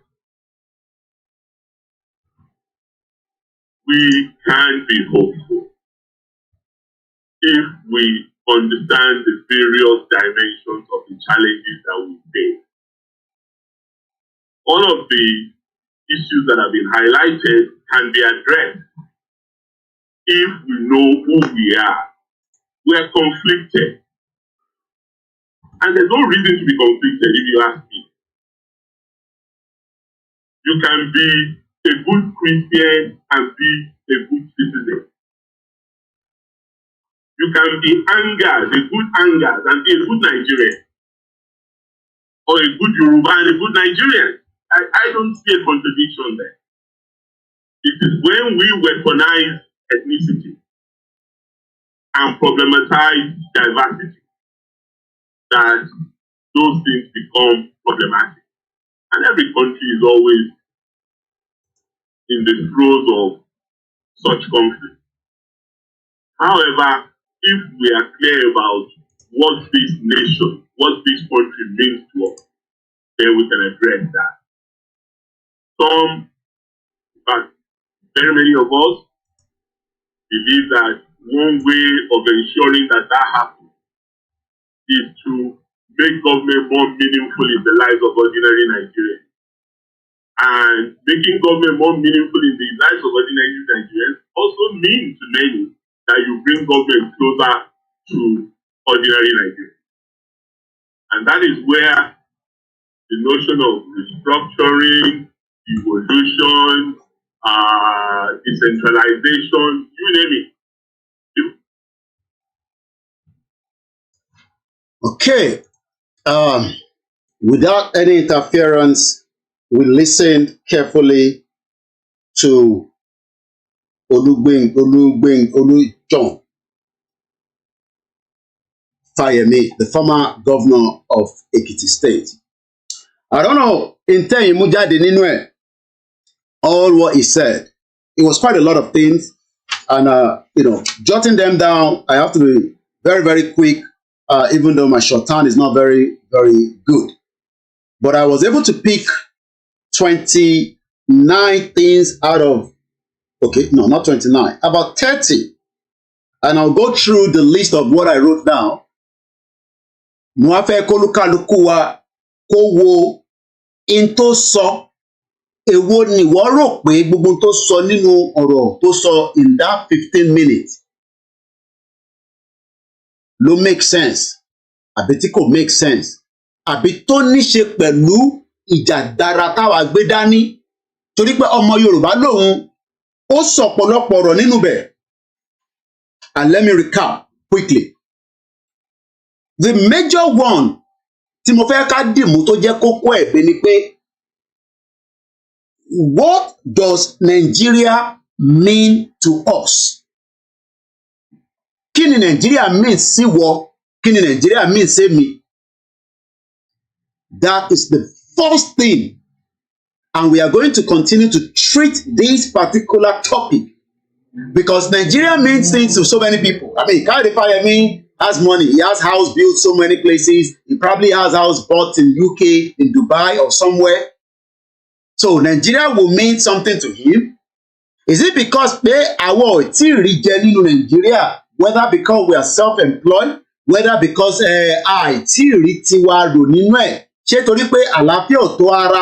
what does Nigeria mean to you?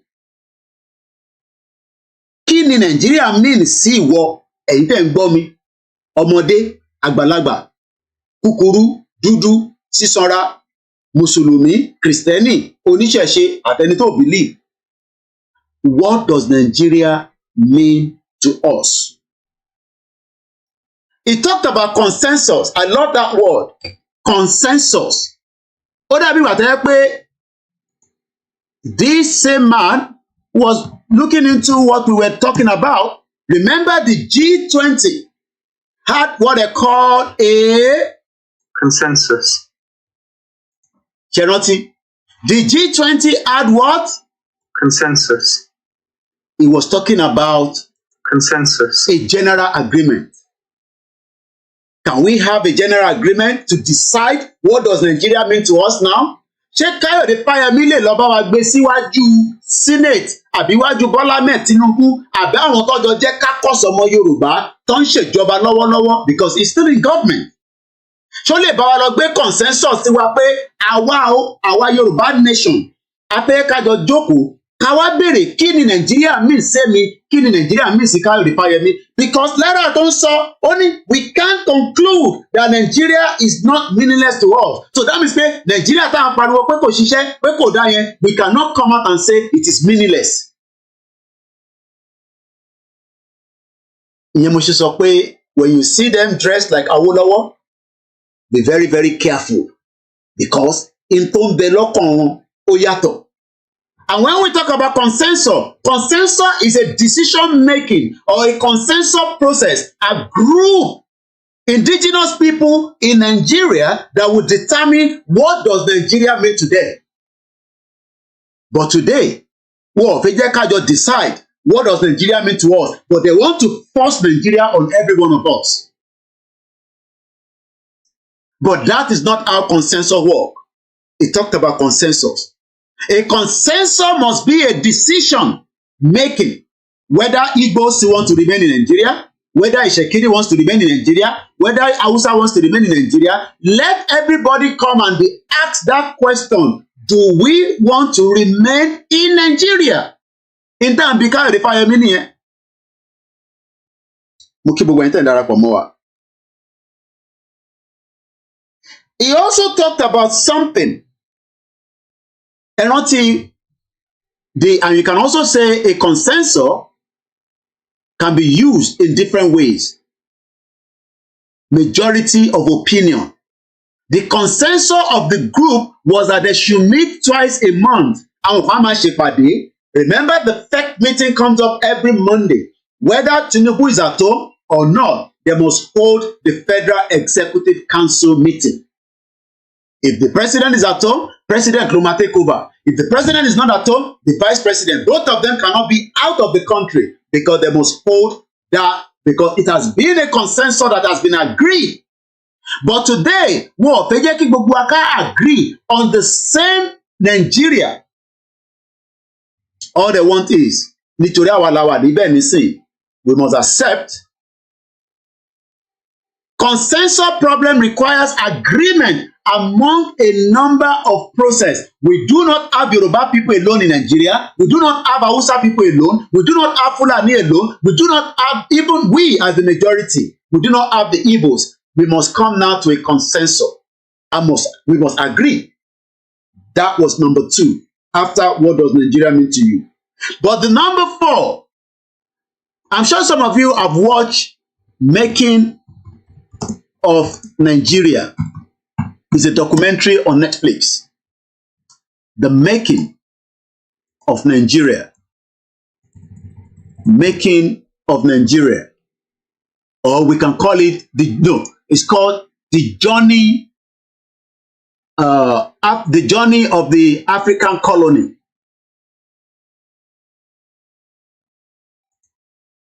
The journey of the African colony. I'm sure if you haven't watched it, and Tobani, I'm not going to play it because it's going to definitely affect the YouTube. But you can go and watch it. Elilogbo ní orí Netflix. If you have the opportunity to have Netflix. The Making of Nigeria from Jihad to Amalgamation. But the one you're looking for is Journey of the African Colony. It's very, very important. Number 4, John Kayode Fayemi, Tobini, 9th of February 1965, is a Nigerian politician who served as the governor of Ekiti from 2018 to 2022. He previously served in the office between 2010 and 2014, so he just wanted to complete his 2 years before losing re-election to Ayodele Fayose. So he was not satisfied. Omori 2 times, so Padawa, and Ekiti people voted him with the hope that he will make some changes in their life. I am not from Ekiti. I don't know what is the situation on the ground, but Enyomo Ekiti let me confirm whether he performed or not. He was also a minister of solid minerals and development. I know that one, I can say he performed 0. Apart from, we know that after Buhari has left, Buhari was a fraudster that destroyed the economy of Nigeria. And he took that position from 2015 to 2018. And then 2018, Orakpara Otuloshi governor. As we speak right now, he doesn't hold any position with this current administration, but is a backbone of the APC. He's the pioneer of the president of the Forum of Regions of Africa since the 9th of September 2022. His early life. John Kayode Fayemi was born in Ibadan, an Ekiti parentage from Isan, Ekiti, in Oye local government area, local government of Ekiti. He's very well read. Fayemi had his primary education at ICC Primary School, Agodi, Ibadan, Oyo State. But he also talked about something. I don't want to go too much into all that, but we come back again. What was he saying? He mentioned that Nigeria making and the unmaking. Okay, they have made Nigeria. How do we make it unmaking? How do we unbundle it? Báwo la ṣe fẹ́ unbundle in tí wọ́n ti make? Because that is the argument of gbogbo ọmọ Yorùbá lẹ́yìn pé wọ́n ti prepare Nigeria fún wa. Let us manage it. Let us work with it, even though we are not satisfied. Even though we are satisfied nínú Nigeria, Kayode Fayemi ó sọ fún wa pé the making and the unmaking. Number 5, he talked about the collapse. Nigeria will collapse. How soon, nobody knows. How quick, what year, what month, what day. But it is becoming very fragile. In tó bá dẹ̀ fragile, in tó kàn ṣe ni pé wọ́n kàn lé àmọ́ mọ́, ẹ máa kí lẹ́yìn kó wó ẹ lé àmọ́ mọ́, rather than take everything down and build the foundation again. But nobody wants that. So what they are doing is come and chop your own. He did for 4 years. He wasn't satisfied. There was something he left behind at the governor's house, or government house rather. So ó tún padà wá ní 2018 and completed his term. He had no reason to go back. Kò ní reason láti padà, but because they are part of the elite. Ẹ rántí pé mo sọ fún yín pé 3% is holding us back. He is one of them, and so many of them like that. Àtàwọn ọba ilẹ̀ Yorùbá. Number 6, he said Nigeria has a problem. Is Nigeria not a problem? Nigeria is the biggest problem in the history of mankind, because àwọn tó kúkẹ̀ tó put it together knows quite well that Nigeria is a problem. How do we identify that Nigeria is a problem? How do we differentiate that it is not a problem, it is just a lie that I am saying? Báwo la ṣe fẹ́ confirm it? Báwo la ṣe fẹ́ sọ fún àwọn tí wọ́n ní Nigeria is not a problem? Báwo mo ṣe fẹ́ explain ẹ̀ fún wọn tí wọ́n fi máa mọ̀ pé àníṣe Nigeria is the problem and it will remain the problem? Let us listen to this. Thinking about how we've been having this conversation about the unity of Nigeria. And I reflect back at some of the prominent statements made by some of our founding leaders. And I feel that probably this will help us to have a conversation on the Nigerian unity. I just brought 4, not to bore you. First, and I quote, not my statement, Nigeria is not a nation. It's a mere geographical expression. There are no Nigerians in the same sense as there are English, Welsh, or French. The word Nigerian is merely a distinctive appellation to distinguish those who live within the boundaries of Nigeria from those who do not. This is accredited to Chief Obafemi Awolowo, the former Prime Minister of the Western region. The second one, and I quote, it is true that we politicians always delight in talking loosely about the unity of Nigeria. 60 years ago, there was no country called Nigeria. What is now Nigeria consisted of several large and small communities, all of which were different in their outlooks and beliefs. The advent of the British and that of Western education has not materially altered the situation, and the many and varied communities have not knit themselves into a composite unit. This is accredited to Sir Ahmadu Bello, former Premier of Northern Region. They thought, and I quote, "Since 1914, the British government has been trying to make Nigeria into one country. But the Nigerian people themselves are historically different in their backgrounds, in their religious beliefs and customs, and do not show themselves any sign of willingness to unite. The Nigerian unity is only a British intention for the country." Mo kí gbogbo wa padà sórí ètò. That shows that Nigeria is a problem. And the unity of Nigeria is intention of the British. Also, nípa leadership and management. Can you have a true picture of leadership in a country that has failed? In a country that is not united? Maybe we should just hear a snip of this. They drink, they fornicate, they do all the things that old women do. So it's not a question of religion.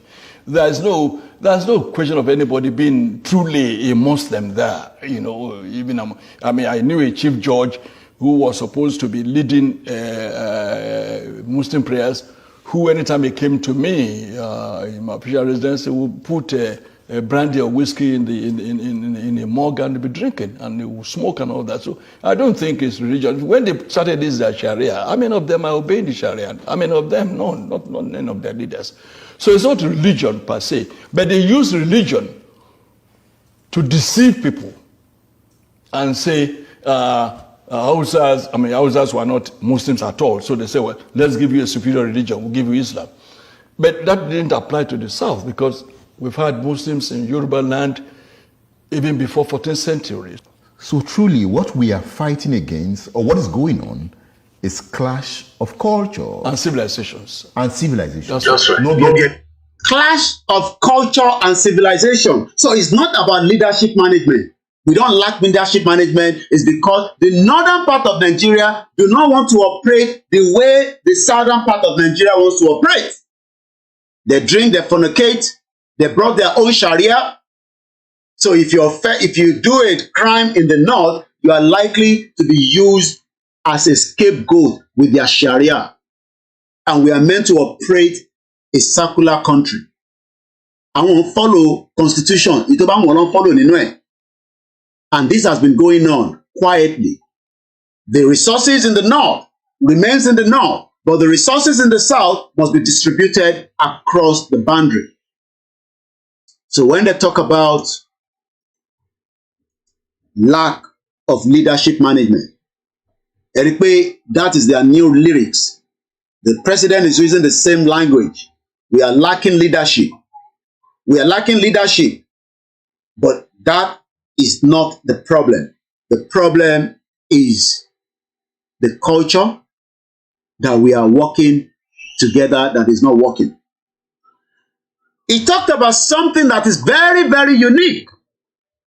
The founding fathers. The founding fathers that negotiated Nigeria independent did not negotiate the current state of Nigeria. I'm talking about Zik, Awolowo, Ahmadu Bello, Tafawa Balewa, and others that followed them to London in a very bitter winter. For 2 years, they were deliberating, working out what and how we would eventually be able to live together side by side.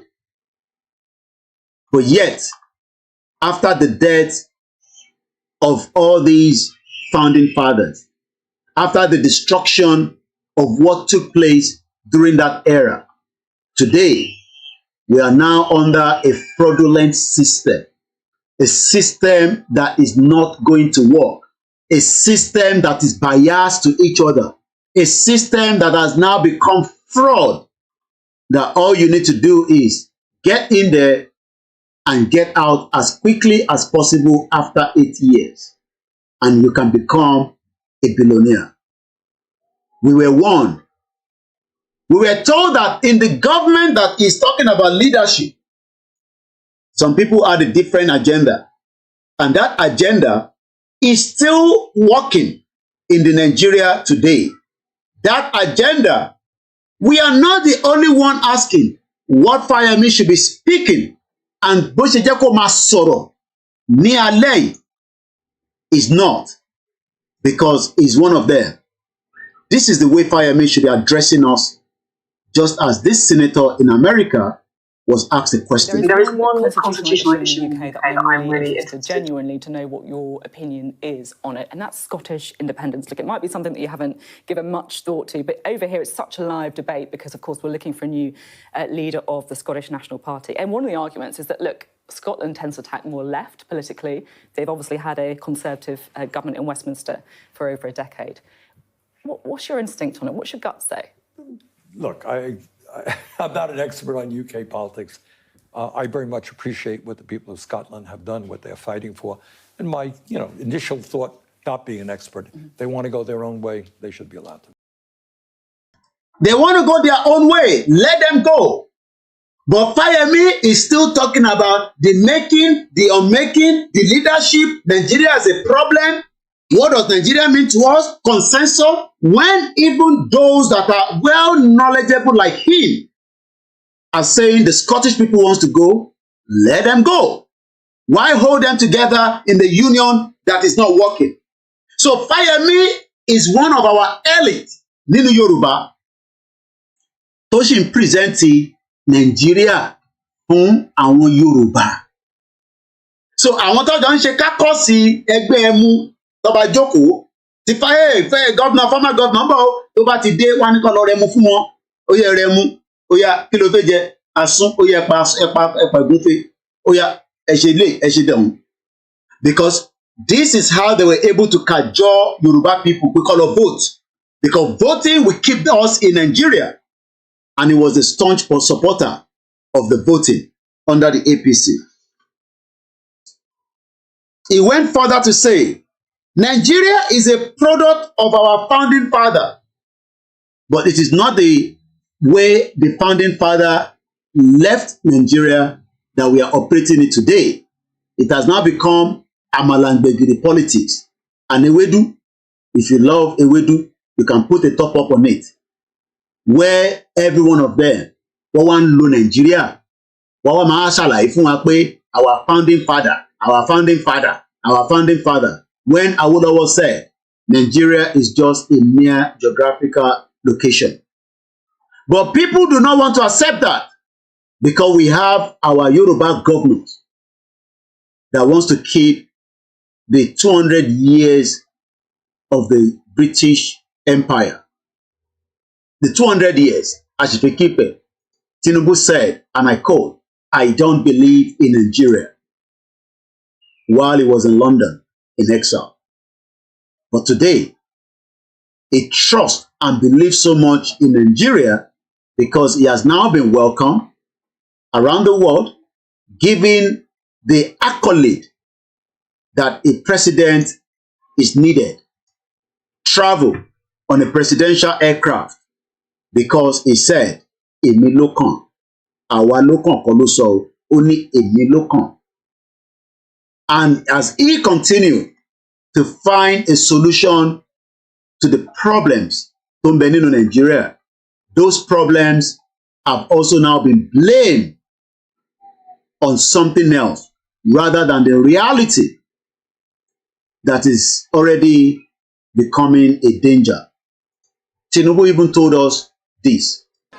Wọ́n sọ̀rọ̀ bí ọ̀rọ̀ epo àwọn á di 200 á di 5.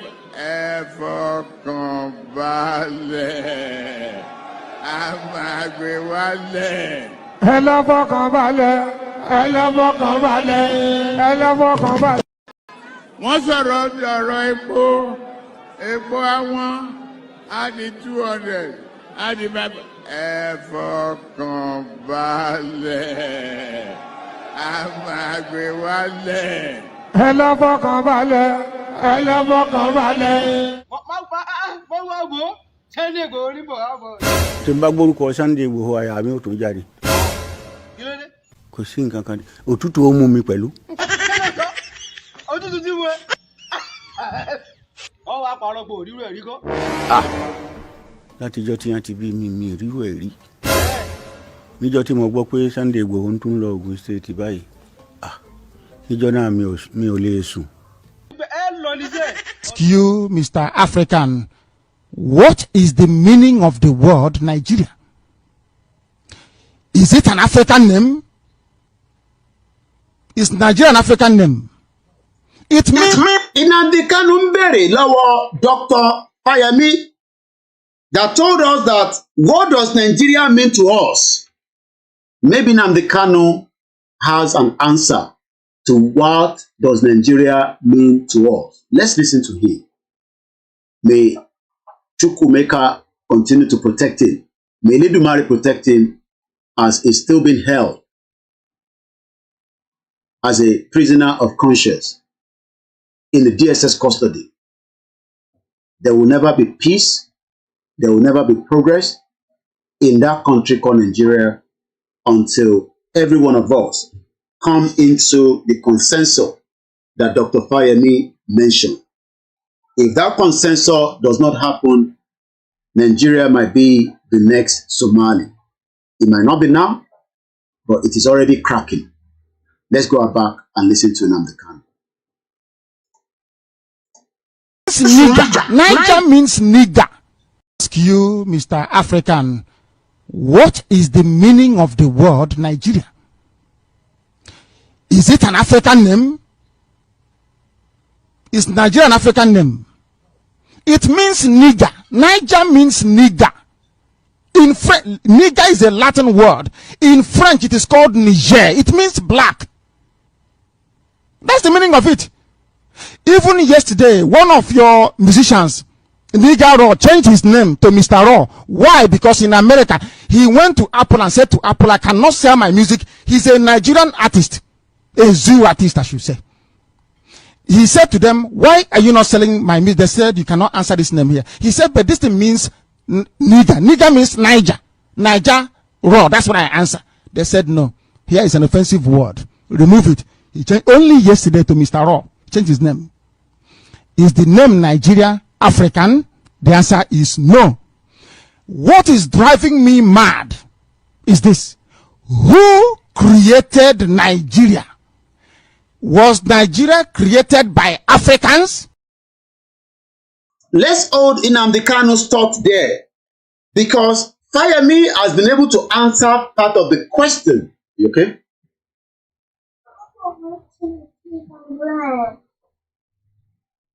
Okay, I'm coming. Wow. Okay. Fayemi was able to give us a kind of answer to the question that he asked himself. What does Nigeria mean to us? Ó jẹ́ kó yé wa pé Lord Lugard did not introduce Yoruba people to Nupe. Lord Lugard did not introduce Yoruba people to Igbo. It was not Lord Lugard that actually introduced Yoruba people to Hausa. So it has been there before Lugard came. We have been married. We have been connected. But today, Nnamdi Kanu is giving us some answer to the question that you expect a PhD like Fayemi should know better. But Fayemi lára àwọn Yoruba elite that is trying to rewrite the history of Nigeria so that we can remain there forever. The answer is no. So what is, if the basis of your argument is that Britain, Europe, the white man is the problem, and you're trying to fight defending what the white man created, that means you're very foolish. You don't know your own argument then. You started very well and I supported you that imperialism is the problem, Britain is the problem. I agree. Then how come you are supporting something that Britain created not to serve your interest as a black person, but to serve their own imperialistic view of life? That is where your argument collapsed. I don't hate people. Ask you, Mr. African, what is the meaning of the word Nigeria?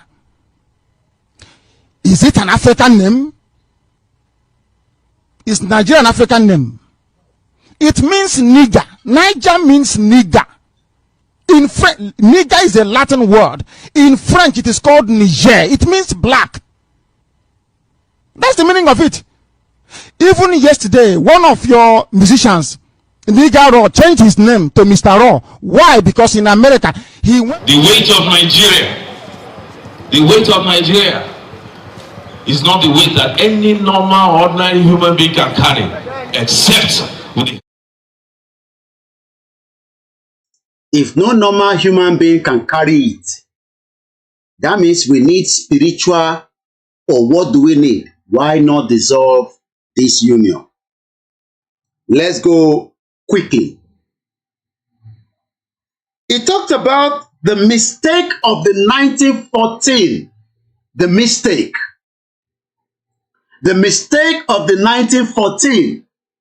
And that is the 1914 fraudulent amalgamation that nobody was asked whether truly I would love to live with my other indigenous people. All they did was brought every one of us together, forced us after a lot of slavery that took place, and today they are still telling you we should maintain and keep Nigeria. Why should we keep what God eventually brought on behalf of the West? Is because some of these cows are praying that we will succeed another 60 years. Let's listen to him. Yes, I'm satisfied we are still existing as a united nation after that little fracas. Thank God we've made it to 6 years, and I hope we'll make another 6 years. I may not be here, but that is my belief. Always to keep Nigeria one, together, and to really make sure that there is a better. Sorry. Yeah, okay. So. Talk to me politely. Sorry.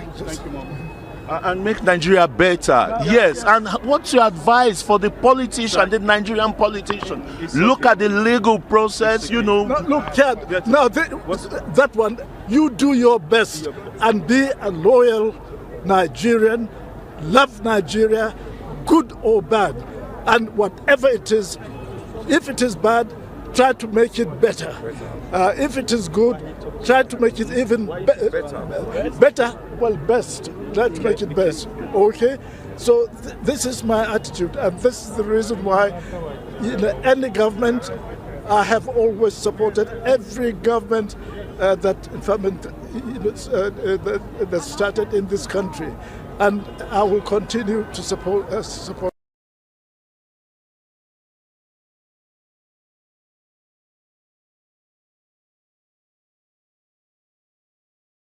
As far as I'm concerned, yes, I'm satisfied we are still existing as a united nation after that little fracas. Thank God we've made it to 6 years, and I hope we'll make another 6 years. I may not be here, but that is my belief. Always. He's not going to be here. He will probably be dead. But he's actually praying ahead That is Gowon. He's praying for a country that he himself, he will not be alive for the next 60 years. But on Shadura. And let's go back to Fayemi, because Fayemi is probably praying as well. Let's move swiftly, because Mofe open phone line in 15 minutes. He talked about Lugard did not create the country. Whether Lugard created it or not, Lugard was working on behalf of the British Empire as at the time. He also talked about development. If you don't know what the state is, how can you develop it? 774 local government is not working. Every nation is a community. He also talked about the perfect is not even there in the Union in America. Only 63 years might be 63 years might belong in individual. When Tobati Dagba, Tobacco 63. But Fayemi does not believe that 63 years of the existence of our independence is too early. Oshi young. 63 years is very tiny in the journey of a nation that has multiple nations inside it. That is what Fayemi is telling you and me. Only 63 years is very, very tiny in the journey of Nigeria as a country. So we must do everything to make sure. So everybody, the same rhetoric, still Gowon is so, Fayemi so, they are the puppet of the Northerners. Because Gowon wants the existence of Nigeria to remain, still work together, just like Fayemi is saying, 63 years is very tiny. Why not give it another 63 years and our life will be better? He also talked about we must be realistic and the unfinished greatness. He said Nigeria is not working. They all agree that Nigeria is not working. But something is not making it to work because Nigeria is still young. It needs to grow more. That Fayemi will be enjoying life even after he has gone, like Ajimobi. Ajimobi has left, but his family are still enjoying, at least the wife and the children. Nobody cares about even those that Ajimobi served as the governor. Buruji Kishamu or Buruji Kashamu Lobanje, Nyeman Dash Owoni, Baba Dash Dash, just like Baba Gbowori, the short man devil that you call it, Professor Oshibajo. Remember, Oshibajo was Baba Gbowori, Dash Owo. All that money did not make any development or make the lives of the people better. So Nigeria is not working, but we can maintain it, we can keep it until it's going to work. That is not what we want. But Fayemi says, why not? But people like our brother in 2017 came out and told us this. Impediment to Yoruba development is the impediment to Yoruba development. Without Nigeria, we won't be where we are. 1962, we were far ahead of South Korea and North Korea. We were far ahead of China even. We had television before France. We had radio before South Africa. Now look at where we are today. I think it's a shame that even any Yoruba man can be talking about restructuring at this point in time. What are we restructuring? This country that is already shot to pieces? I don't think that's what we want. But they are always talking about giving Nigeria a chance. The patience of Yoruba with Nigeria has come to an end. If you don't allow we Biafrans to go, that zoological republic called Nigeria will be a worse place than Somalia. And today it is happening. And if you have not applied for your Somalian visa, please try and do so. Should I say Somali visa? Try and do so as quickly as possible, because the zoo is on the path of destruction. And there is nothing man can do to reverse it. Mark today's date and what I'm telling you.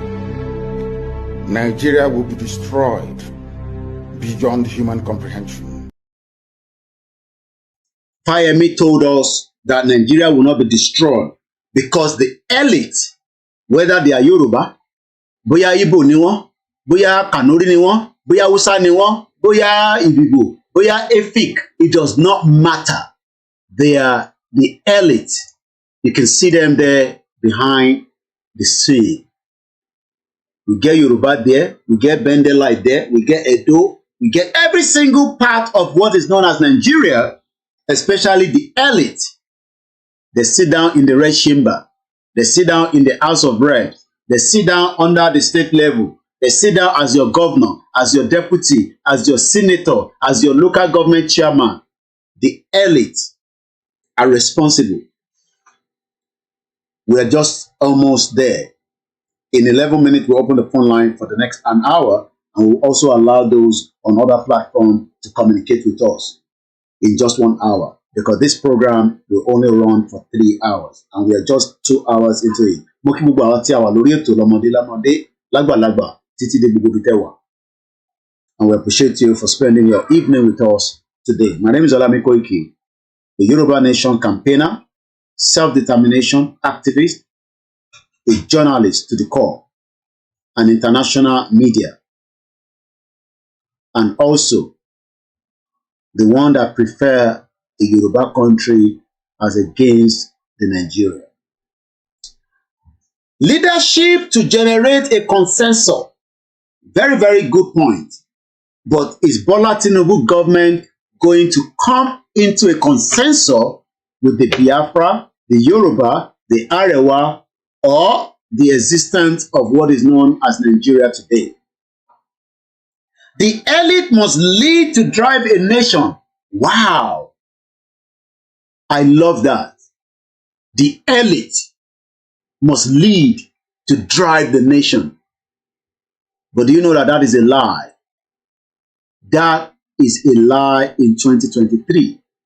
Because Kayode Fayemi knows very well, because this is what this man told you. If you think you are waiting for the same elite to lead, to drive the nation, maybe you should listen to this, Baba. Now, you see, you, Obina, you have everything going for you. And I don't want you to feel discouraged.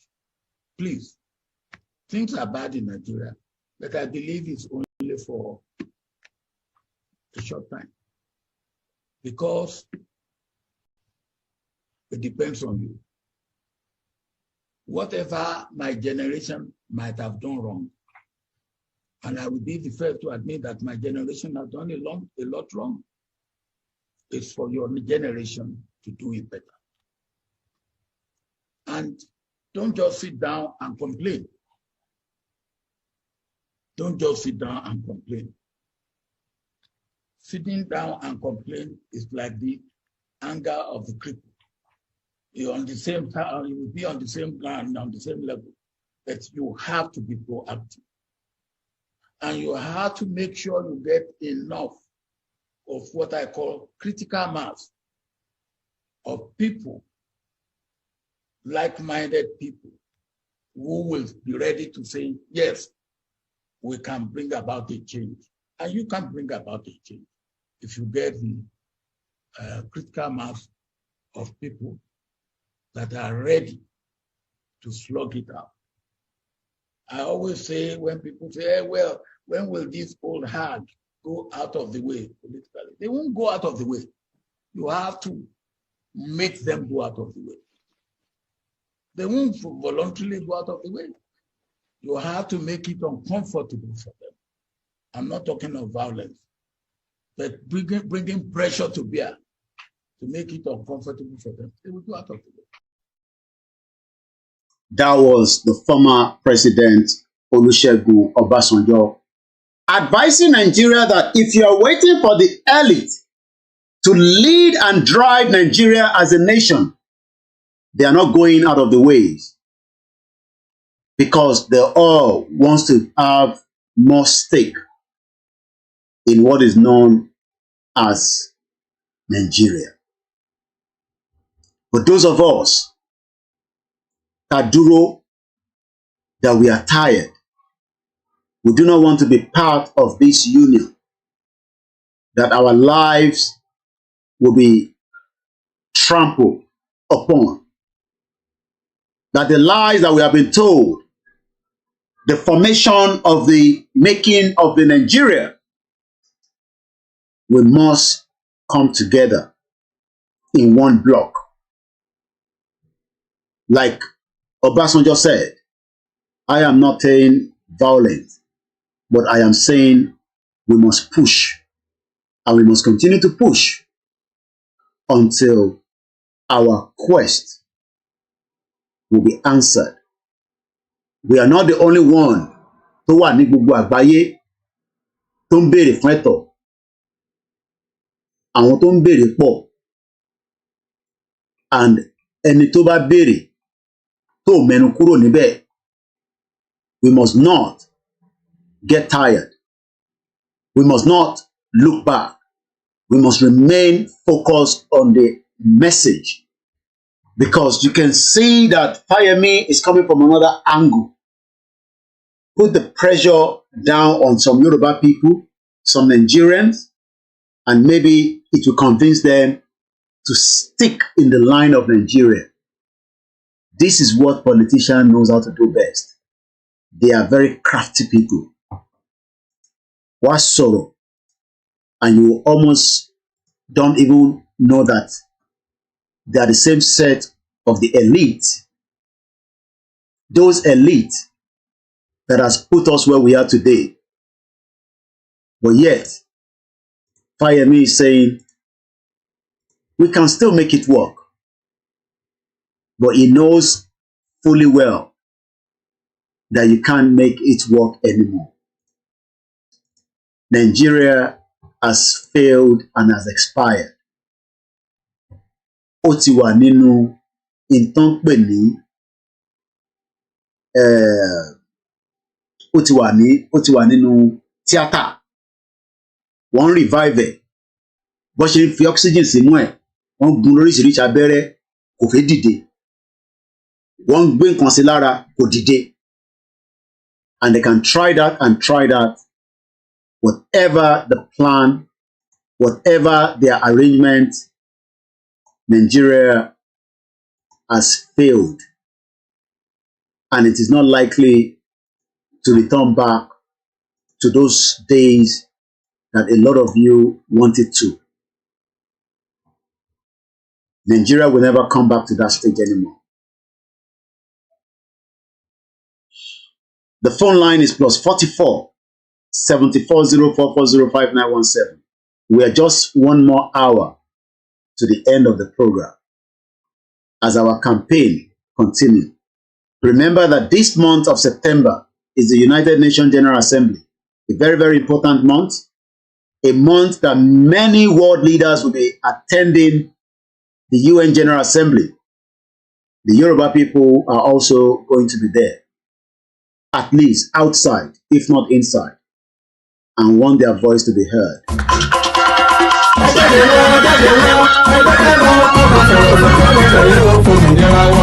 Yorùbá wà lọ̀rọ̀ ìkàn pátápátá la sì ń lọ́gbọ́n ẹ̀ tantan sétí ọmọ aládé gbogbo nígbàgbọ́ wípé bẹ́ẹ̀ ṣe ń gbọ́ lẹ́yìn náà mọ̀ sọ fún àwọn yòókù kárí ilé kárí oko tí gbogbo wọn sì péjú pésẹ̀ síbi ìwọ́de àlágbá yamuyamu làlújá tó ń bọ̀ lórílẹ̀‐èdè Amẹ́ríkà yìí ti Yorùbá Nation Diaspora Mega Rally in alliance with Yorùbá World Media àti Yorùbá Nation Self-Determination parapọ̀dọ̀ kan ṣàgbékalẹ̀ New York Super Mega Rally ọjọ́ mẹ́ta gbáko ló máa fi wáyé bẹ̀rẹ̀ látọjọ́ ìṣẹ́gun Tuesday ọjọ́ kọkàndínlógún oṣù kẹsàn-án títí di ọjọ́bọ̀ Thursday ọjọ́ kọkànlélógún oṣù kẹsàn-án bákan náà látago 7 òwúrọ̀ títí di agogo 4 ìrọ̀lẹ́ New York Times láti máa péjú pésẹ̀ gbóhùn sókè rárá fáyé gbọ́ wípé ó tó gẹ́ Yorùbá Self-Determination is our right. Yorùbá fẹ́ dá dúró a fẹ́ kúrò lọ́wọ́ ẹ̀tàn a fẹ́ kúrò nínú ìnira orílẹ̀-èdè Nàìjà tá a sì ń rọ gbogbo àwọn èèyàn wa jákèjádò àgbáyé tó ń bọ̀ wá síbi rálì yìí wípé ká pàdé lọ́jọ́rú 20 oṣù kẹsàn-án ní rally location 78 UN General Assembly 405 West 45th Street New York City New York 100 0017 fún ẹ̀kúnrẹ́rẹ́ àlàyé síwájú sí i tàbí fún ọ̀kan ọ̀jọ̀kan ìbéèrè tẹ́ bá ní ẹ kàn sí wa látòrí èyíkéyìí wẹ́bsáìtì yìí www.megarally.org tàbí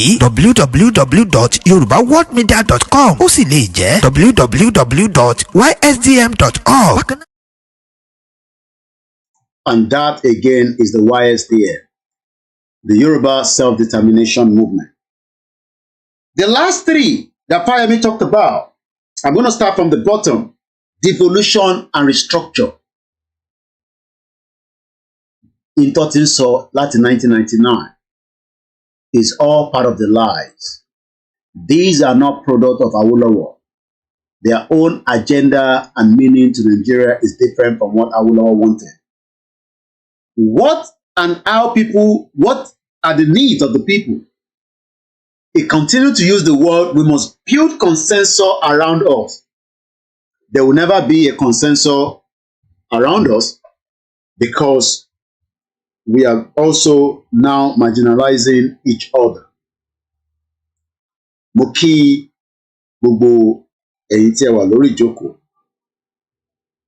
Like I said, Fayemi is not a product of Awolowo. Their own intention is to keep the Nigeria that is failed. The Nigeria that Fayemi is talking about. Let us watch this video again. It's just like a reminder that Nigeria will never, never, never, never, never, never work. Fayemi is not going to agree with me because Fayemi is the product of Nigeria. This video might last about 10 minutes or thereabout. It's Harold Smith. But before we take that, let's take our first caller. As we mentioned, the line is open and the number is +4474044059117. Good evening, caller, and welcome to the program, sir. Ẹ káàbọ̀ sórí ètò. Hello, bros. Ẹ káàbọ̀ sórí ètò náà. Ẹ kálẹ́ lọ́dọ̀ tiwa. Ẹ kúrọ̀lẹ́ lọ́dọ̀ tiwa náà. Ẹ kújọ́ mẹ́ta, ẹ kú ètò, ẹ kú ìyànjú. Tẹ̀tẹ̀ ráwọn àwọn nǹkan tẹ̀ ń gbọ́ nípa Nàìjíríà yẹn. Tẹ̀rí mo ti sọ fáwọn èèyàn àwọn kan tá a jọ sọ̀rọ̀. Mo come across story kan lórí TikTok yìí lánàá. Dókítà kan náà ní kó ṣe operation fún lady kan. Ó ṣe operation appendix fún lady yẹn. In the process, ó jí kidney kan nínú kidney woman yẹn. Yeah, I saw that on Twitter as well. Ẹ ló ṣe wà ń bẹ̀. Mo gbọ́ yín. Ẹni? Mo ní mo gbọ́, mo kà lórí Twitter. Ẹ mọ̀. Mo kà lórí Twitter, yeah. Ẹ rí kó burú gan. Well, that is effect of corruption nìyẹn o. But that has been going on for decades. That has been going on for a very long time. Torí pé woman yẹn tún lọ ṣe ọ̀nà check. Woman yẹn wá lọ ṣe scan, wọ́n tẹ̀ wá discover pé wọ́n ti jí kan lọ nínú, wọ́n ti harvest kan nínú kidney. Ọjọ́ wo la fẹ́ bọ́ nínú wàhálà yìí? Ká pín Nàìjíríà kí Nàìjíríà máa lọ. Nàìjíríà àwọn ẹ̀sán tán àwọn jẹ́ èmi ò mọ̀. Wọ́n wò ẹ́ bọ̀ so gbogbo ẹ̀yin tẹ̀tẹ̀ ń bá wọn pariwo Ọlọ́run ní jẹ́ kó rẹ̀ yín o. Ẹ ló sàtẹ́ ti wà ń bẹ̀. À ń gbọ́ yín, mo ní Àṣẹdùmarè, mo dá yín lò. Ọlọ́run ní jẹ́ kó rẹ̀ yín o. Nàìjíríà bí mo ṣe ń wò yẹn gan-an èmi o bí mo ṣe rèétì ìlú yẹn ń ṣe yìí Nàìjíríà ló fẹ́ wọ́ọ̀sì tí ó wọ́ọ̀dù o. For now, ìlú yẹn ló wọ́ọ̀sì mi tí ìrí ìlú tó jẹ́ pé ó wọ́ọ̀sì bẹ́ẹ̀ yẹn rí ní ayé. Ẹ jí kídìní èèyàn. Ó ti ṣẹlẹ̀ tipẹ́. Eléyìí tí wọ́n sọ. Wọ́n ti ń kọ́ta, wọ́n ti ń la àwọn èèyàn tipẹ́. Tọ́ máa yọ kídìní, tọ́ máa yọ òdòdó ìtọ́ nídìí níbẹ̀. So it's been going on for a very long time. Lára èèyàn tó wá gbàtọ́jú. Ẹ mọ̀ gbogbo nǹkan yẹn ó dẹ̀ bẹ̀rẹ̀ láti corruption ìfẹ́ẹ̀tì corruption bá ń sọ nìyẹn o látòrí àwọn politicians yìí o ní wàhálà yìí ti bẹ̀rẹ̀ o ó ti dórí tó ń tapá èèyàn wọ́n ń tẹ̀sẹ̀ èèyàn àwọn ilé tún yàtọ̀ sí rituals o láwọn doctors yìí àwọn èèyàn tún yàtọ̀ sí another church tún láwọn ilé ẹ mọ̀ pé a ti ń gbọ́ pé wọ́n ń pààyàn wọ́n á yọ ọkàn ẹ̀ wọ́n á gé orí wọ́n á yọ apá bọ́tí sì ó mì pé tí ẹ bá lọ sọ ṣúgà kan sì yàtọ̀ sí pẹ́ẹ́nì ẹgbẹ́ òtí ẹ̀ ní medication ó lè má ní ìtọ́jú tó péye wọ́n tún wá yọ nǹkan lára èèyàn. Very terrible. Very terrible. Ó ti ṣẹlẹ̀ tipẹ́. Ìlú yẹn. Ó ti ṣẹlẹ̀ tipẹ́ kò ń ṣe mí. Ẹni ẹ̀kọ́ lọ kíkpo tún lọ sọ́dọ̀ dá hospital láti lọ confirm ẹ̀ lọ ṣe detect if not. Tó ṣẹlẹ̀ nìyẹn. Torí pé lọ sí another hospital wọ́n wá ya car. Bẹ́ẹ̀ni, if nobody will ever know that that person kidney was removed. Wọ́n á kàn sọ pé sick náà ni wọ́n lè ní ìyá kan ló ṣe gan wọ́n lè ní bàbá kan ló ṣe and they will fabricate all that and eventually she will die or he will die or he will survive and just be living half dead. tó èèyàn buhari pé nàìjíríà wọ́n ní rí ṣe àyẹ̀wò kan pé kọ́kàn fà nǹkan tó pa gangan wọ́n kàn ní kó máa bá tiẹ̀ lọ. kò ní confirm anything wọ́n kàn sí kó kàn sick náà ni. sick ni bá tiẹ̀ lọ nìyẹn and eventually that will be the end. So we will not stop talking and we will continue to educate our people. That's all we can say. Tọ́lọ̀ máa fi ní ọmọ ní ìlọsíwájú. Ọlọ́run á máa ràn yín lọ́wọ́. Ó náà sọ pé ká nípa àwọn tá a gbé di ara wa. Ká pín ìlú yẹn. Ká pín ìlú yẹn sí mẹ́ta kan àwa tá a gbé di ara wa. Ká fèsì ara wa. Ẹni tí a bá mú tó pàtàkì mọ́tẹ́ kí wọ́n bá dànù. Bọ̀dí sì ṣe dáadáa la máa ní kó ṣe nǹkan tí ò dá sí yìí. Lábàdà máa ṣe dáadáa la bẹ́ẹ̀ lọ́pàá fẹ́ pa. Àwọn èèyàn fẹ́ yẹn. Àwọn èèyàn ọ̀fẹ́ yẹn. Wọ́n ti rẹ̀ di. Ó kù díẹ̀ ni. Ẹ ṣé gan ni sir. Ẹ ṣé gan. Thank you so much. Roscoe kẹ́ máa bẹ́tẹ̀ lọ. Ẹ ṣé gan ni. Mo kí gbogbo ẹ̀yin èèyàn wa. The line again is still open. We are still just 1 hour away into the end of the program. So ibi táyì náà ti lè dá sí. If you want to support through your message, you want to come through from the Instagram, you can make a request. I'll bring you in. And if you want to also come through from the Twitter space where we are also, and I know a lot of you have been sending a lot of comments which I've not been able to read. Interwalori, Mixella, I can't even see my message, comments message. So I'll just leave that as it is. But I know you guys are there. Probably maybe I should just leave it because already I'm having a problem behind the screen as well. So we appreciate every single one of you. Money was playing Colonial before the caller was coming through, but there was another caller that tried to call. I'm going to return that call if the person is still there.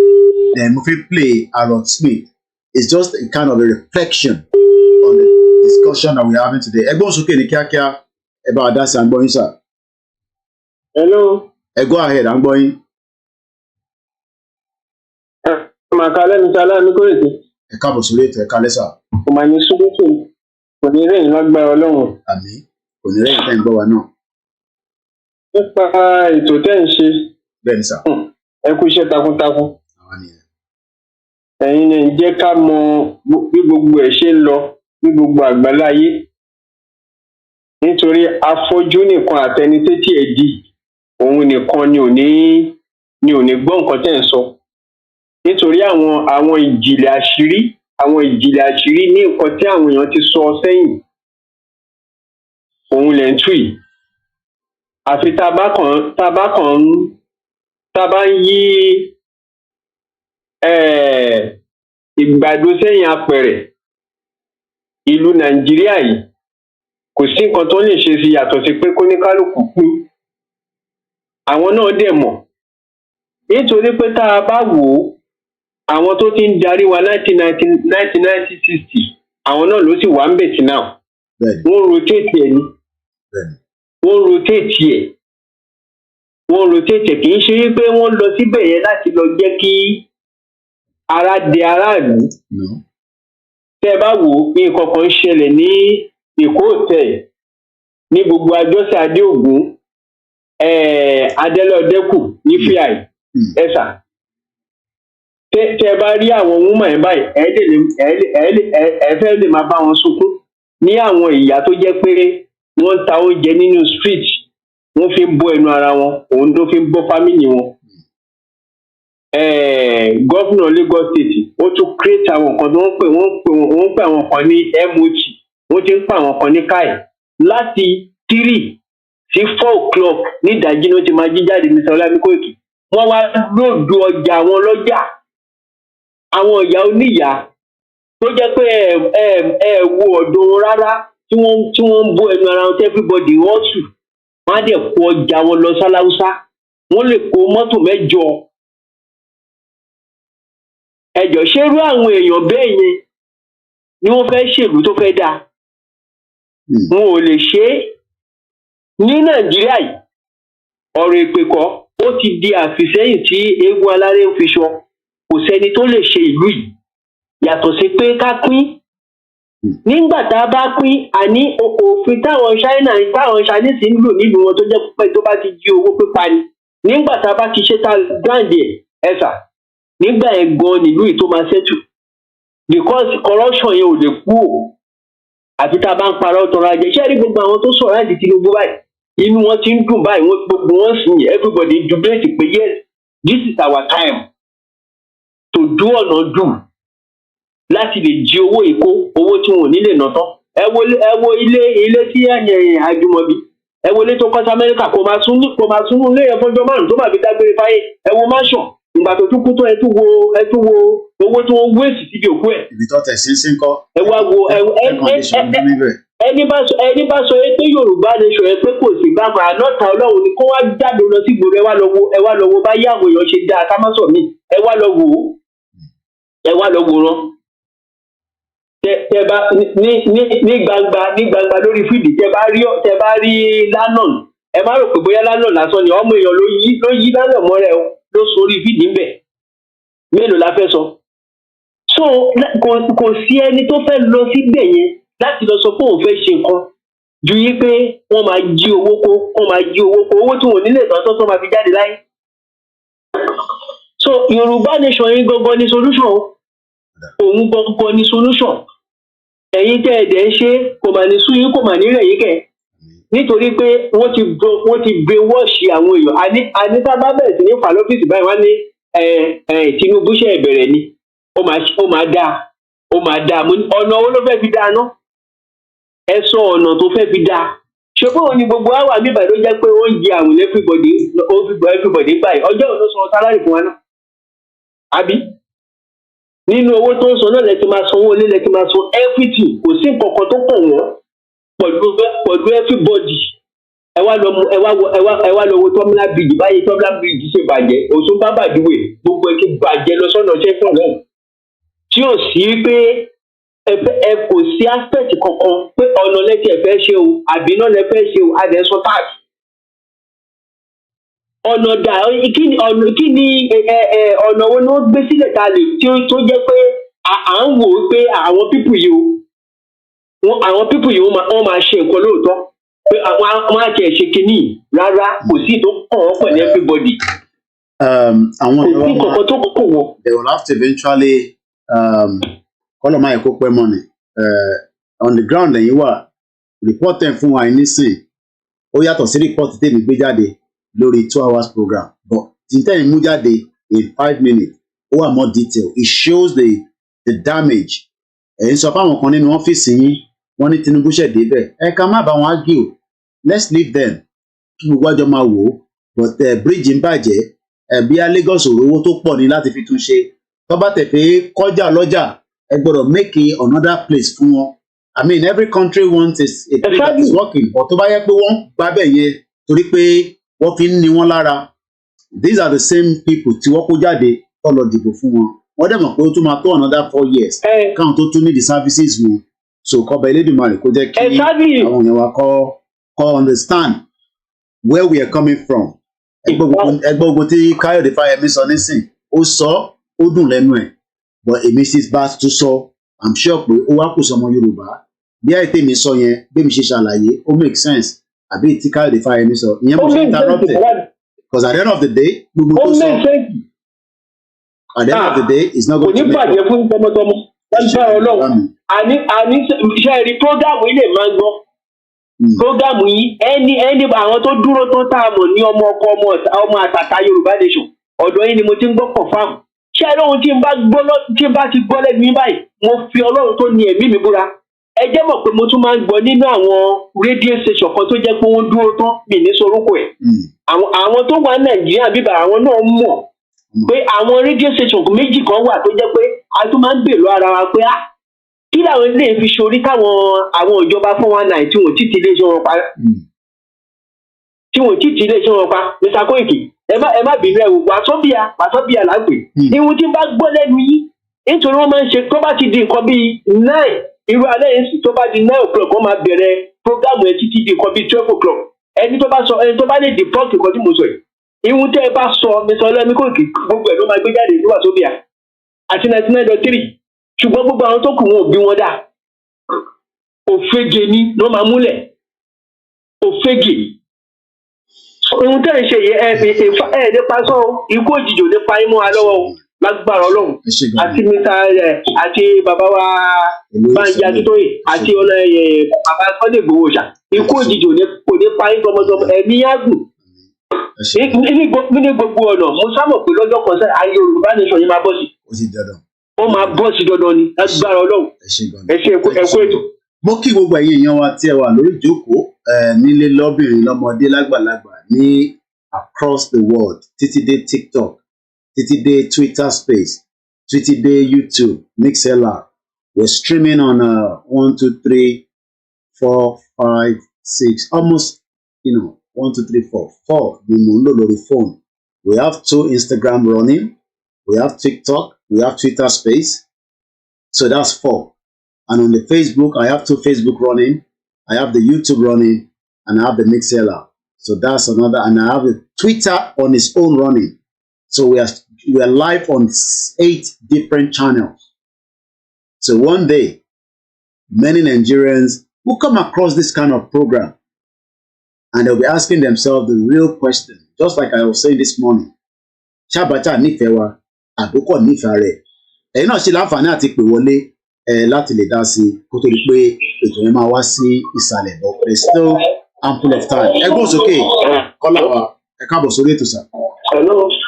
Ẹ káàbọ̀ sà. Ẹ káalẹ́ lọ́dọ̀ tiwa náà. Ẹ káalẹ́ lọ́dọ̀ tiwa náà. Ọjọ́ kan pẹ̀lú sà. Ọlọ́run á máa túbọ̀ máa ràn yín lọ́wọ́. Ẹ kú iṣẹ́ takuntakun well. Me, I just thank God for everything. Our Kadu, we still remain faithful, we still remain loyal. I've never seen you before. We have never met before. I don't know Igboho from Adam. But the truth ni wípé òótọ́ okòrò. Check it me. Yes, sir. But òótọ́ okòrò. But why me I'm happy is that our power and support in Yoruba nation, right? In one way or the other, that's why that we are in the country. Our rich washi. But wait, I don't know. Like what you've been saying now. Tinubu is traveling now.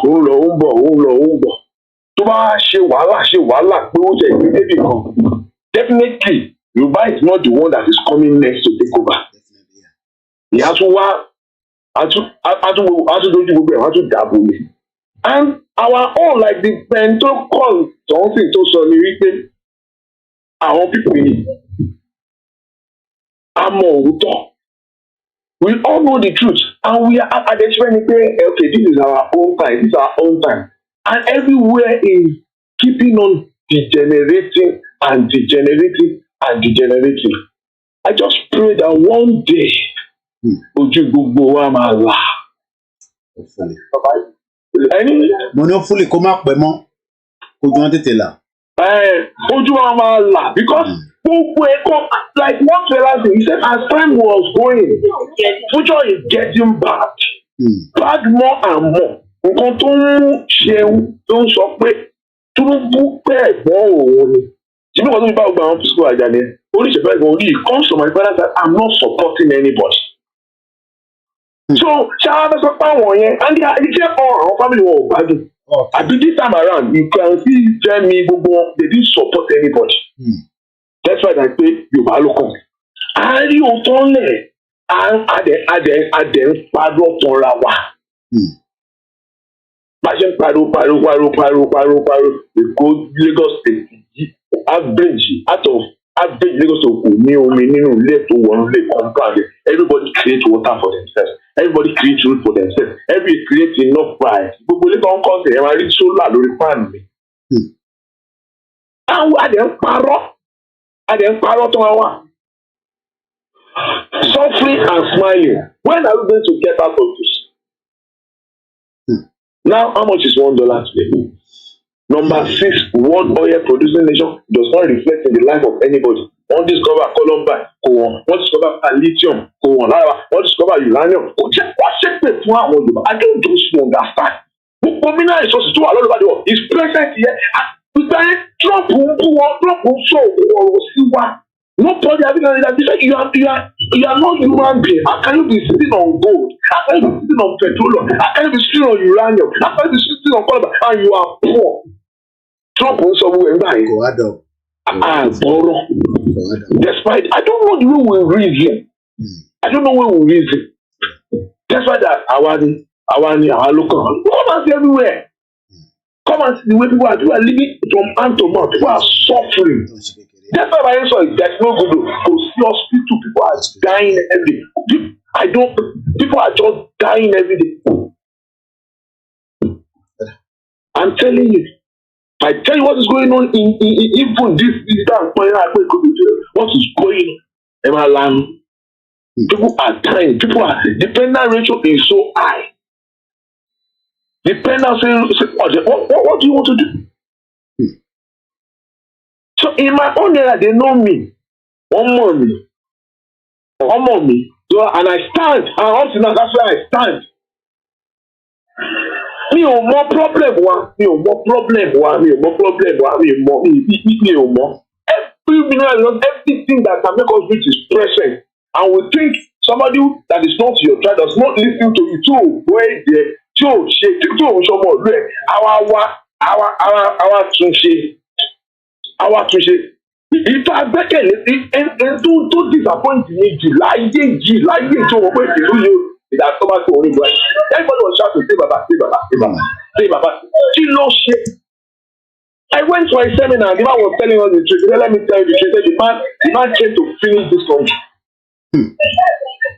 And we are still open. Oh my God. So we want to allow one and they will just get away with it.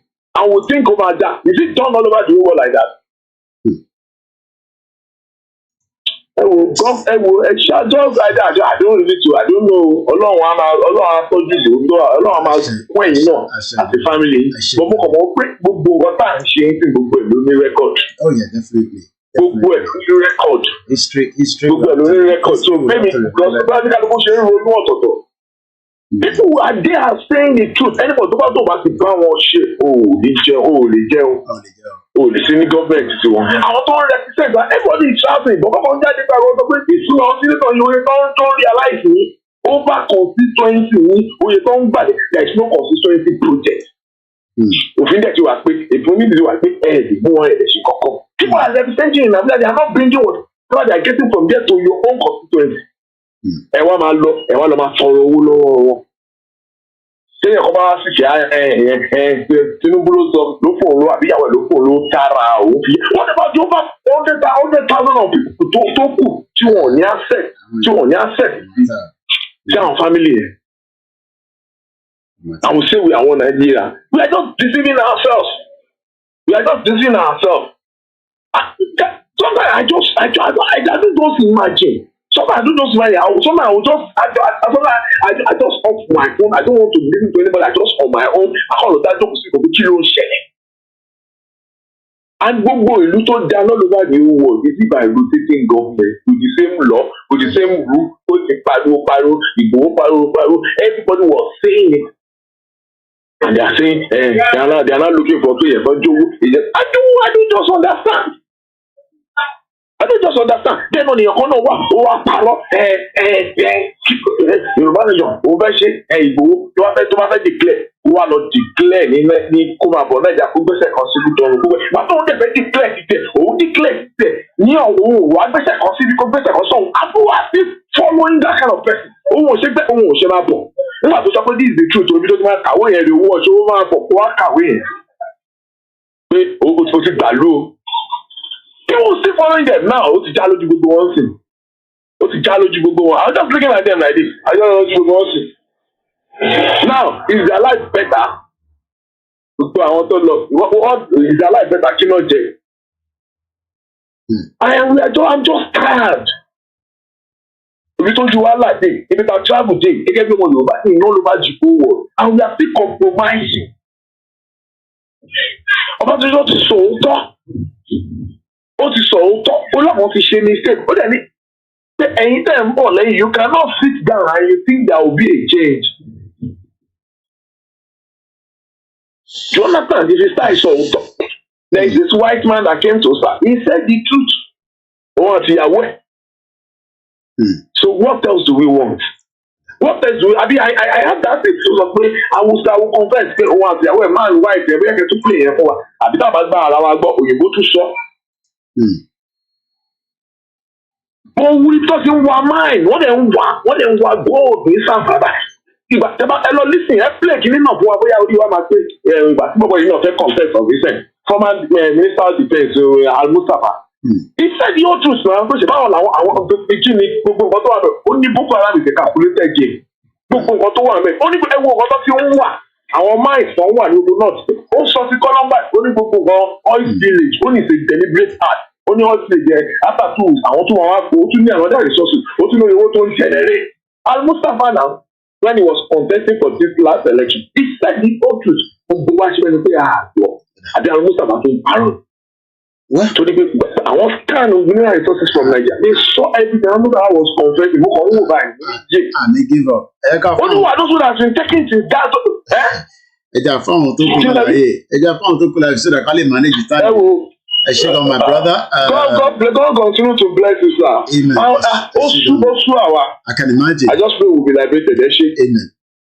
People are really frustrated, and I'm going to go first to the Twitter space quickly, and then I'm going to come straight to you on the TikTok, and then we can manage the time. We have just 35 minutes to work with. Ultimately, there's a lot of depression and there's a lot of anxiety. I'm just more focused. I'm just reading a statement coming out from Anjuri Igilali, the president spokesperson. But I'll have to wait, just like some people have said in the comment section, from the Emirate statement as well. But the statement here is that Tinubu has been able to get the landmark deal with the United Arab Emirates across sectors. Visa ban on Nigerian travelers are lifted immediately. President Bola Ahmed Tinubu and the President of the United Arab Emirates, Mohammed bin Zayed Al Nahyan, on Monday today in Abu Dhabi have finalized an historic agreement. It's good. How Buhari could not be able to sort that out, that we were able to have a situation pẹ̀lú Dubai, tó di pé Dubai tó jẹ́ pé òun àwọn Nigerian tó kọ́ra ní owó díẹ̀ tó save tó fi lọ fi ṣọlidé pé at least Koiki jẹ́ kébi náà tẹ̀ sí ẹ lójú díẹ̀ láti lọ fi ṣe fàájì. So I'm happy for our brothers, whether they're Yorubas or Igbos in Dubai, because we don't want to be living in this. I've told you that it must fix the country to the extent of when it goes, it must be able to tell the next person to keep it. So I'll be waiting for the Dubai statement, but that is a statement that is just coming out. We are not partial yet. We have told you we don't. I mean, this was 3 hours ago. Anyway, I just saw it now. So that like I said, even for us to travel from here, one can only 10,000 pounds. Why do I need a 10,000 pounds to go to Dubai? All I need is just less than 2, maximum 3,000 for the hotel, and then go and enjoy myself. But let's hope that will be reality. But I will know because I have somebody in the travel agent, and they'll be able to confirm that. Check with me now. Dubai. We see how that goes. So that is the latest. Let me come straight to the Twitter space where we have our regular brother Adam Eba Soro. I'll give you as well 5 minutes. The last caller took 10 minutes because I was out of my phone looking at what was going on. Egbonsuke, Mr. Adam. And once again, we appreciate every single one of you. This is going to be like our 4th program today. We've been back to back. Our team need learning what the travel later now. Let's continue to pray for those. Every travel in Nigeria is very deadly. People died on the Lagos-Ibadan Expressway. People die here in UK as well. Yesterday, somebody died somewhere, I think in Clapham. You know, Ento Timoteo, Oko, Pum, Oba, Olamajan, Jobi Pono. In Birmingham, almost 11 years ago, Aja Geje, ní UK bíbá. So, ikú wà ń ṣẹlẹ̀ náà ní bíbá yìí. Ẹ má rò pé àwọn èèyàn kì í kú ní bíbá. Kódà, the government is now looking into ọ̀rẹ́ àpọ̀lẹ̀ tí àwọn ajá yẹn gan ní sọ́n tí wọ́n ti classify ẹ̀ mọ́ àwọn ajá tí àwọn ajá burúkú kan wà ó. Àwọn tó máa ń breed yẹn. So, kọ́lọ̀ má jẹ́ ká rìn lọ́jọ́ ebi ń pọ̀ náà. So, àwọn tó wà ní Dubai máa lè confirm for me as well. It's easy for the president media to release such, but we have to confirm that from the Emirates as well. And that will make it work. Whatever will make it work, Nigeria hasn't been dissolved yet. So whatever will make your life better, for now, it must work. So, Egbo Osoke, Mr. Adam, ẹ má bínú. Ẹ káalẹ́ sà. Ẹ káàbọ̀ sórí ètò sà, ẹ káalẹ́. Ẹ rí gbogbo news náà fi ń fa àwọn èèyàn wa náà nílé. Gbogbo nǹkan tó fi ń fò wọ́n nílé. Ilé tó jẹ́ òkú ọmọ ìgbé jáde. Ilé tó jẹ́ ọmọ máa gbé jáde. Ó wù kó ó gba gbogbo investment tó wà ní gbogbo àgbáyé pátá. Gbogbo ẹ̀yin wà Nàìjíríà. You love Nigeria, but Nigeria disappoint you all the time. Ó di ọjọ́ tí sẹ́nítọ̀ yín tí ò bá ti mú ọmọ ẹ̀ travel lọ school kí Nàìjíríà tó dáa. Ó di ọjọ́ tí sẹ́nítọ̀ yín ibi tẹ́ ẹ ti dìbò yán tó ń gbé bẹ̀ pẹ̀lú yín tẹ́ ẹ rí lójoojúmọ́ tẹ́ ẹ ṣe kí ẹ̀ kí Nàìjíríà tó dáa. Ó di ọjọ́ tí orí bá ń pọ̀ kan nínú wọn. Ó wá sọ tútù tẹ́ ẹ jọ ń jòkó sí tẹ́ ẹ ríra ẹ lójoojúmọ́. As far as tó máa ń kó àwọn jáde tó ń tọ́jú ẹbí wọn wọ́n fi ẹ̀yìn sílẹ̀ wọ́n kò fẹ́ sọ̀rọ̀ àfin. Wọ́n ti bá yín ṣe green right wọ́n ti pọpọlọ yín jáde inú yín tútù. Àbí ẹ ti gbàgbé gbogbo ìyá tẹ́ ń jẹ. Because you know, I don't know. Orí tí gbogbo wọn ṣe ń wọ́n ti gbàgbé àtúnrí ẹni ọmọ Yorùbá tó tún lè sọ pé ta ló sọ pé káwọn pín orí tírénì tó ṣe fún yín ẹjọ́ méjì gbà ó. Tí ó lè tún lè máa sọ pé ẹ rí gbogbo tá a bá ń kọ ìtàn là ń kọ bọ̀ ẹ kọ ìtàn rere di àwọn ọmọ yín. Yorùbá máa bọ́ ojú yín máa là. Ẹ kú ètò sọ. Ẹ ṣé gan ni. Mo kí I heard America is burning. I'm logging off. I will turn on tomorrow. Okay. All right. I haven't picked that news. Babawa account. Thank you so much for those of you that have joined us from Canada and the rest of the globe as well. Accounting icon Pa Akintola Williams passes away at 104. That is not his picture there. Let's bring his picture back. Colonial Benedumari Ko Tewonsafe Ferry. Again, a very strong Yoruba man. These are fathers that have served Nigeria one way or the other. They've left us now, and they've left us to deal with the problem that they could not complete.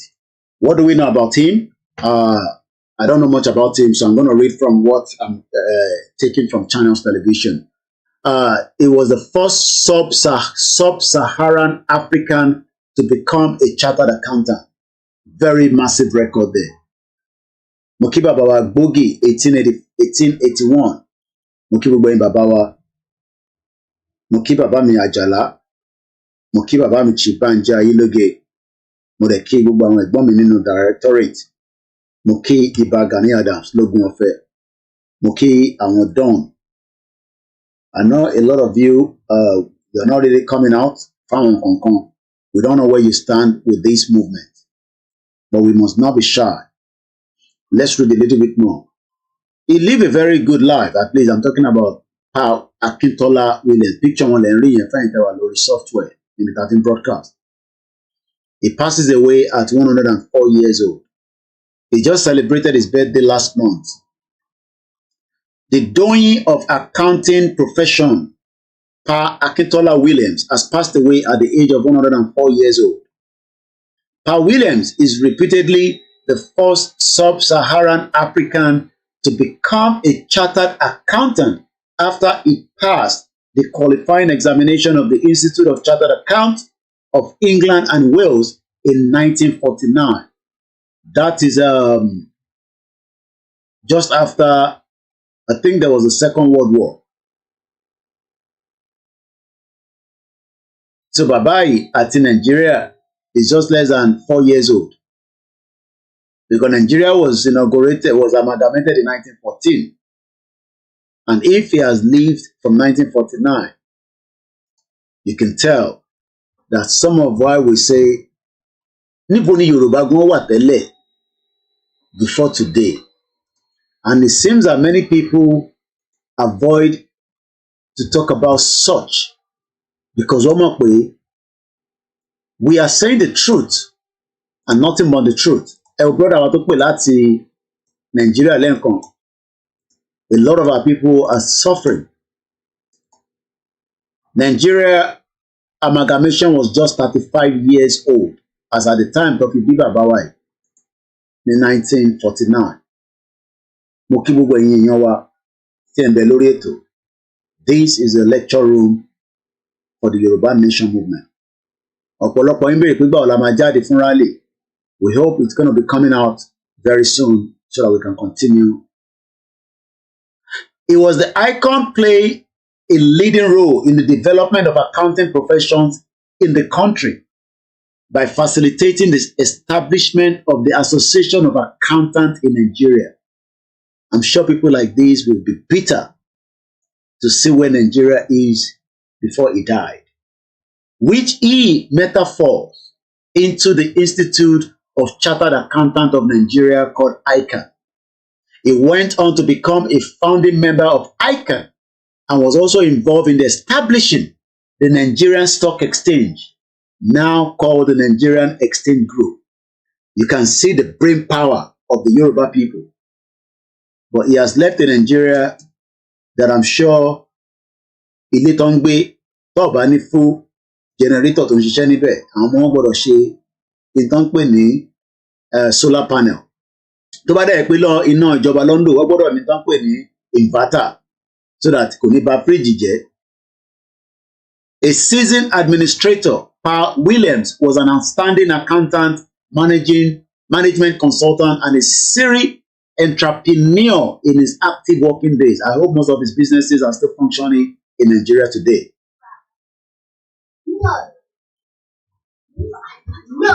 So, as we say, every single one of us must understand that we are going to be here just for a very, very short period of time. We are not here forever. Bàbá ẹ̀ ti ṣe tiẹ̀. Alone iṣẹ́ Siri ló ń sọ̀rọ̀ yẹn. Alóbẹ̀ ń ṣe. Once again, today is the remembrance of the lives of those that were lost at September 11, 2001 at the Ground Zero in New York at the Pentagon. That changed the world. Àlàáfíà ni mo wà, kò sí ewu rárá. So, again, he worked with the Inland Revenue as an assessment officer from 1950 to 1952. 1952 was when they prepared the Nigerian Central Bank Act. 1952. When he left the civil service and founded Akintola Williams & Co., the first indigenous firm, the first Yoruba firm of chartered accountant in Africa, now Deloitte and Touch of Nigeria, the first indigenous. So how did we get to where people like these still died and the Nigeria of their dream did not happen? Do you think that Nigeria of your dream is going to happen? Do you believe that you will have the Nigeria of your dream? Well, your guest is as good as mine. Kọ́lọ́n fi ọ̀run kẹ́ bàbá náà. Gbogbo àwọn ọmọ tí bàbá fi sílẹ̀. Kọ́lọ́n ọba Elédùmarè kó wà pẹ̀lú wọn. I think we still have about 20 minutes and I think I still want to push our last video because in time discourse lately it's got to do with the review of what Fayemi said. And Fayemi seems to know better than this other man that I'm going to play now, which is Aaron Smith. Aaron Smith, rather, lived in Nigeria. Like I said, the video might take a bit of time because I think it's about 15 minutes. But I'll let it roll through. And by the time we finish that video, I'll be preparing to wrap up the program. I understand, the pressure is at home right now. I want to reduce. I want to buy contract. The cost of living is higher in UK, but in Nigeria was never prepared for. Let's listen to Aaron Smith. I'm going to stand up on my seat, but I'll come back as Aaron Smith will be completing his message. Welcome to the program. Thank you. May I say how delighted we are to be on Passion. We've looked forward to speaking to an African television station for decades. This is something we have looked forward to for such a long time, and we are so happy to be here. Thank you. Mr. Aaron Smith was a young, bright, and principled Oxford University graduate who was recruited by the Colonial office and posted to Nigeria. He took his final examination a year ahead of his class. He also married Mrs. Carol Smith, whom he met while they were both at Oxford University. Together they went to Nigeria, where they had their 2 children. Mr. Aaron Smith, you were featured in a program recently by BBC Radio 4, yes. Titled Document, yes. And that was hosted by Mr. Mike Thompson. Yes. You are alleged that the British government rigged the first and most important election in the history of Nigeria in 1959 in favor of the North. Am I correct? Yes. How long were you in Nigeria for? From 1955 to 1960. And we were based in Lagos. I was on the staff of the Department of Labour. I was largely occupied with employment problems, all the employment exchanges, and statistics, and international reports, and was kept pretty busy. I was also stationed in Lagos in charge of the capital and the port. I was the port labour officer as well, and I also devised a port labour scheme and later a social security scheme, which was one of the first in Africa, which guaranteed workers some income after they'd finished work. It was a providence scheme. As I say, it was called the National Providence Scheme, and I was very proud to have put that on the statute book. I was going to ask you what your role is. You've mentioned 3 important. Is there any particular name given to your office while you were there? Just labour officer. I was a labour officer, a senior civil servant. Okay. I only intended to stay in Lagos initially for 2 tours of duty. Although because of this conflict with the elections, there were difficulties. Actually, government wouldn't let me leave the civil service. They were determined that I should stay in the civil service after my 2 tours. And I was offered very considerable incentives, including a knighthood, to stay and work for government. Primarily this was because I had access to state secrets. I learned, and the Governor-General himself confirmed this to me, that the elections were rigged, contrived. The intention was that the North should rule Nigeria. Even in '56, the Northern leaders were very proud and were saying, if they couldn't run Nigeria, never mind elections, they might not join Nigeria, they might leave. And we all thought, well, how would they survive? There were no industries, there's not a great deal of agriculture, some groundnuts in the north. This wasn't very practical at all. And then it was, the Governor-General seemed to be thinking that the North couldn't, even if it won an election, rule Nigeria by itself. The South wouldn't stand for that. So there had to be a partner, either the Igbos in the east or the Yoruba in the west, to team up with the North. What he didn't want was for the two southern parties, the Igbo and the Yoruba, to team up to form the government, because he believed the North wouldn't tolerate that and talked about leaving the federation. So as I learned, in a small way at first, but very rapidly I learned about the election fixing, and as I say, this was confirmed to me by the Governor-General. He actually said that he wanted me to know the truth because he wanted me to know how much trouble I was in. You mentioned statistics, you were collecting figures. Yes. Is that for labor and unemployed people only, or general? Primarily, but obviously my interest was in the population of generally. Nigeria. Yes, and Awolowo, the Yoruba leader of the action group, yep, and Chief Enaharo, they too, other people were saying, where are all these millions of people in the north? Where are they? We're going up there to campaign. We want to know, you know. And you see all these, you know, thousands of miles of not very developed countryside, and yet the northerners are claiming that their voting registration figures are larger than in the south, you know, larger, far more people up there. Well, actually, if you went through the Igbo land, you know, Enugu and that, you saw lots and lots of people. If you went to Ibadan, again, Ibadan teeming, you know, with millions of people. But we didn't actually see many northerners, and obviously not many northerners at that time came to Lagos. So this did arouse suspicion. Now, the Europeans, you know, not stupid, we are watching what's going on in Nigeria, and we too are beginning to feel there's something not quite right here, that maybe the elections are not going to be as straightforward as they're meant to be.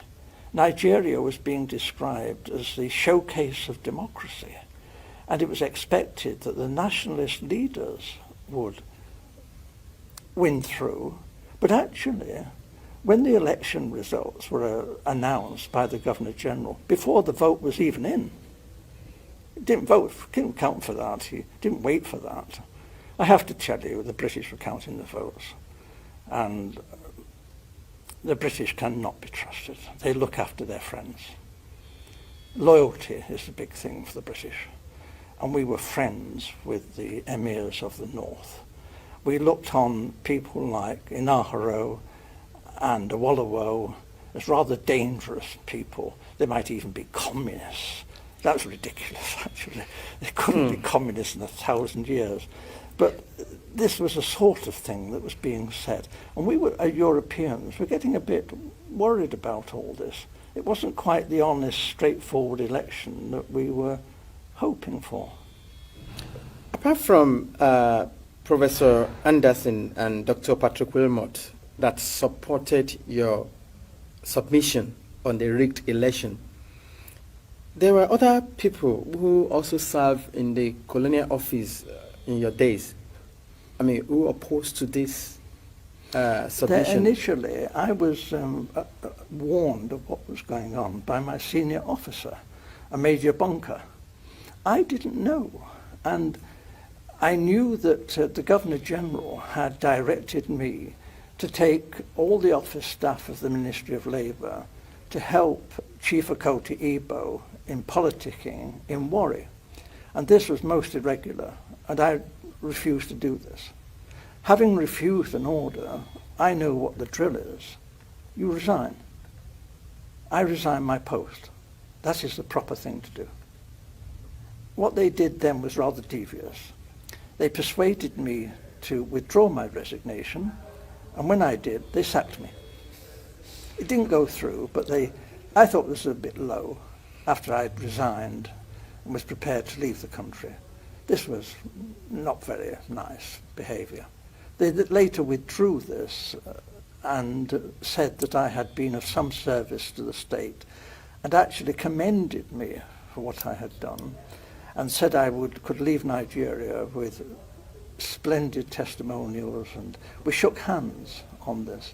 And this was done with the recognition of the Deputy Governor General, Sir Ralph Grey. And then I left Nigeria the first time and took up a job as a personnel officer, a very big job, with the Esso refinery. And then government came after me, declared that I was a traitor and I had betrayed the British people, ought to be imprisoned. And I lost that job. And then they came to me again and said it's all been a big mistake. Dreadful mistake. I'm a jolly decent chap, you know, Oxford chap. And they put me on a plane straight back to Nigeria where I'd make up for the time I'd been away. There was a great deal of good work for me to do. And we fell for this. We shouldn't have gone back, but we did. Now, if you recall what you said about the role of the Governor General and the attitude of the British government in particular, regarding the fear that Awolowo, Okotie-Eboh, and the lot of them from the south are dangerous, is there a particular reason? Why the fear from the British government? Is it that they don't want to release or relinquish Nigeria? They still want to control Nigeria? They knew that the North would do as they said after independence. If it had any, the North would just, because it was their habit, they liked the British, whereas the nationalists were an unknown factor. Actually, when they took the flag down and hoisted the Nigerian flag, not one of the major nationalist politicians was there. They weren't even on the platform. This was incredible. These were the people who had sought independence. The people in the North didn't want independence. They didn't want the British to leave. So this was a farce. And for most Europeans who were very close and watching this, we were disgusted. We thought this really had been manipulated, this election. It was unworthy. It was unworthy of the British people, this. This was no honest, straightforward thing that you would expect Britain, the mother of parliaments, to do. This was cheap and low and criminal. And I opposed it. And I opposed it then, and I've opposed it ever since. And I'm telling you the truth. And I was warned, if I told you this state secret, my life could be forfeit. Earlier on, you said the British government wanted the North in alliance with either of the southern region, either with the Yorubas or with the Igbos. But without which they cannot they can't do this rule the country. The problem was that Awolowo was a highly principled man. Okay. You didn't talk to Awolowo about squalid deals and fixing things. Awolowo was not that kind of person. If you read his books, this man was a world statesman. And his young lieutenant, Chief Enaharo, was brilliant, absolutely brilliant. However, they did do a deal with Zik, Dr. Azikiwe, from the East. Dr. Azikiwe, there was this big problem in Nigeria. It's the same big problem in America and in Britain. How do you get funds to fight elections? The candidates in Nigeria had no money, but they did have marketing boards, which were a kind of semi-nationalized industry. And they borrowed money from the marketing boards. But there was a suspicion that Dr. Azikiwe, who has formed his own bank, the African Continental Bank, was actually bankrupt. But he was borrowing very large sums of money from the marketing boards and not necessarily repaying the loans. We knew this. We had a great secret service. All the politicians' phones were tapped. All the politicians' mail was opened. Everything that any major politician did in Nigeria, we knew in hours. We watched. We knew all that was going on. Are you saying, in essence, that Dr. Azikiwe took money? He was blackmailed by the British to do our bidding. We told Dr. Azikiwe that he could go to prison if an inquiry was carried out into his bank and his financial circumstances. However, we would not want to be vindictive if Dr. Azikiwe was cooperative in helping forward the plans that we had made in the best interests of Nigeria. Dr. Azikiwe has nothing in common with the northern politicians. He loathed the northern politicians. But Dr. Azikiwe went north and did as he was told. And what he was promised was this. The real power, effective power, would be in the hands of the northern emirs. However, it would look great if the president was Dr. Azikiwe and he was given a field marshal's uniform and an admiral's uniform.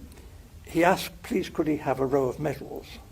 But they said, well, no, that was a bit difficult, to get the medals. So when the ambassadors started arriving, he was known to be asking people from foreign countries, perhaps they had a medal for his uniform. We thought this was terrible, but it was said that this happened. He was very vain. And for a time, he functioned as first the Governor General, and then when Nigeria became a republic, as the president. But he had no power.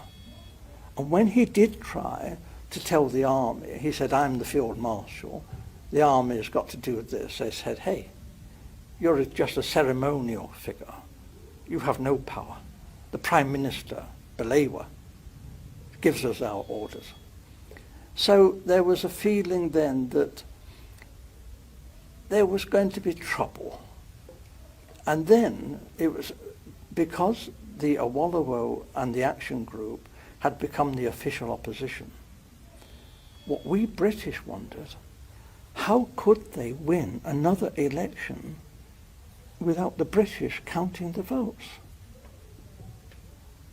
There could not be another proper run election without us there. We knew what we were doing. We were just helping things along. We were doing what the British do, favouring our friends and looking after our own and repaying favours. We don't call that corruption. Right. I mean, in essence, what Dr. Azikiwe did, it was forced by the British government to do it. Yes. Collecting money from the marketing board then. Yes. So if any politician here in the United Kingdom tried to do that, be in jail. It will be in jail. So why did the British government refuse to take action? Or comment on if we nipped it in the bud, because we knew it was happening, it was even happening let me be fair, in the West, with the Awolowo. They were taking some money. They meant to repay it perhaps, but they were taking money. And I would have said, issue a warning now and say, you've got to behave, because if this is allowed to go on, it'll be a major offence. However, before they actually ran the 1959 election, they needed money for the North and for the NCNC, Dr. Zik, to fight the election. So what they did, my senior officer, Major Bunker, was ordered by the Governor General to go to all the major British firms and international firms, Ford, UAC, Leventis, all these firms and raise money for a slush fund to enable Chief Kayode Fayemi, together with the North, to fight the 1959 elections. The North got most of their money from the native authorities. This was looked on by the British as being okay. This wasn't corrupt because we were friends of the North. And if they tried this in the West or in the East, we might have said this was corruption. But because it happened in the North, the native authorities' public money was poured into the government party, the NPU. So this obviously was a terrible fiddle. We were discriminating against the southern politicians in favour of these northern emirs. What we saw was that this would not be the first act of treachery. They would have to smash the action group, because the action group was strong, and in a fresh election they would be sure to win. They were pretty honest and regular guys, and a lot of the British quite admired Awolowo for his brain power, and they admired Chief Inaharo as a bit cheeky and young and spirited, and they were both quite admired, you know, as they was like right-wing Labour people, nothing revolutionary. And so a great deal of money was raised by my senior officer, Major Bunker, before the 1959 election. And this was money put up by United Africa, by Ford, Shell, BP, and my wife, who was the personal assistant to the general manager of BP Nigeria. She's not going to tell you anything because she was a confidential secretary. I can only tell you that we were very well informed on some of the hanky-panky that was going on in Lagos. Having revealed now that the election of 1959 was rigged, the census figure were cooked, I don't know if you have been following the ongoing in Nigeria today. Yes, of course. The last general election, yes. The 1979-1980 election, I mean, in which Azekwe was the beautiful bride, and I mean... But I have to tell you, sir, that I'm not going to comment. Okay. I cannot interfere in Nigeria's domestic politics. I'm a historic figure. I do keep up, naturally, because I love Nigeria, and I've kept up with its history of its assassinations and military coups and dictatorships for 50 years. And this has been one of the biggest tragedies in world history, because this potentially was one of the greatest nations on earth. Nigeria was packed with educated, decent people who wanted to serve their country. Since you lost that job that the government threatened or went behind you to say that you were disloyal to them and you were fired, have you ever worked any other place since? Have I? Have you worked in any other company Yes. since?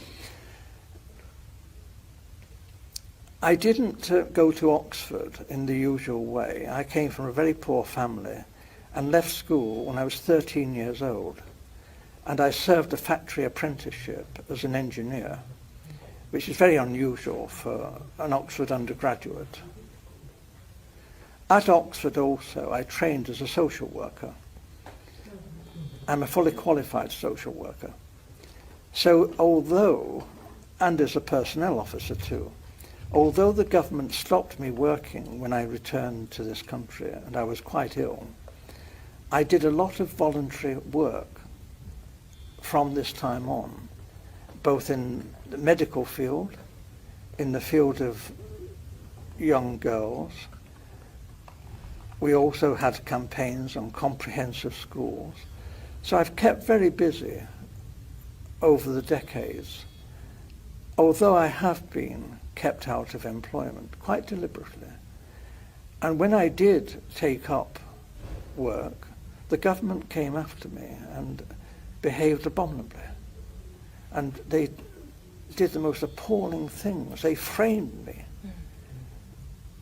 with money missing. When I worked as a humble postman, after I'd worked as a personnel officer, I delivered the post to the workers who I'd employed. And they forced me out of that. They framed me. And later, when I was working in a labour exchange, they used the foulest methods to get me out of work. They told me they would. They said, the Governor General said, unless you do what I say, you will never work. Wow. Moki Enti Aja, we have gone past with just 4 minutes. My Etikuni, I think 2007, from what I was told.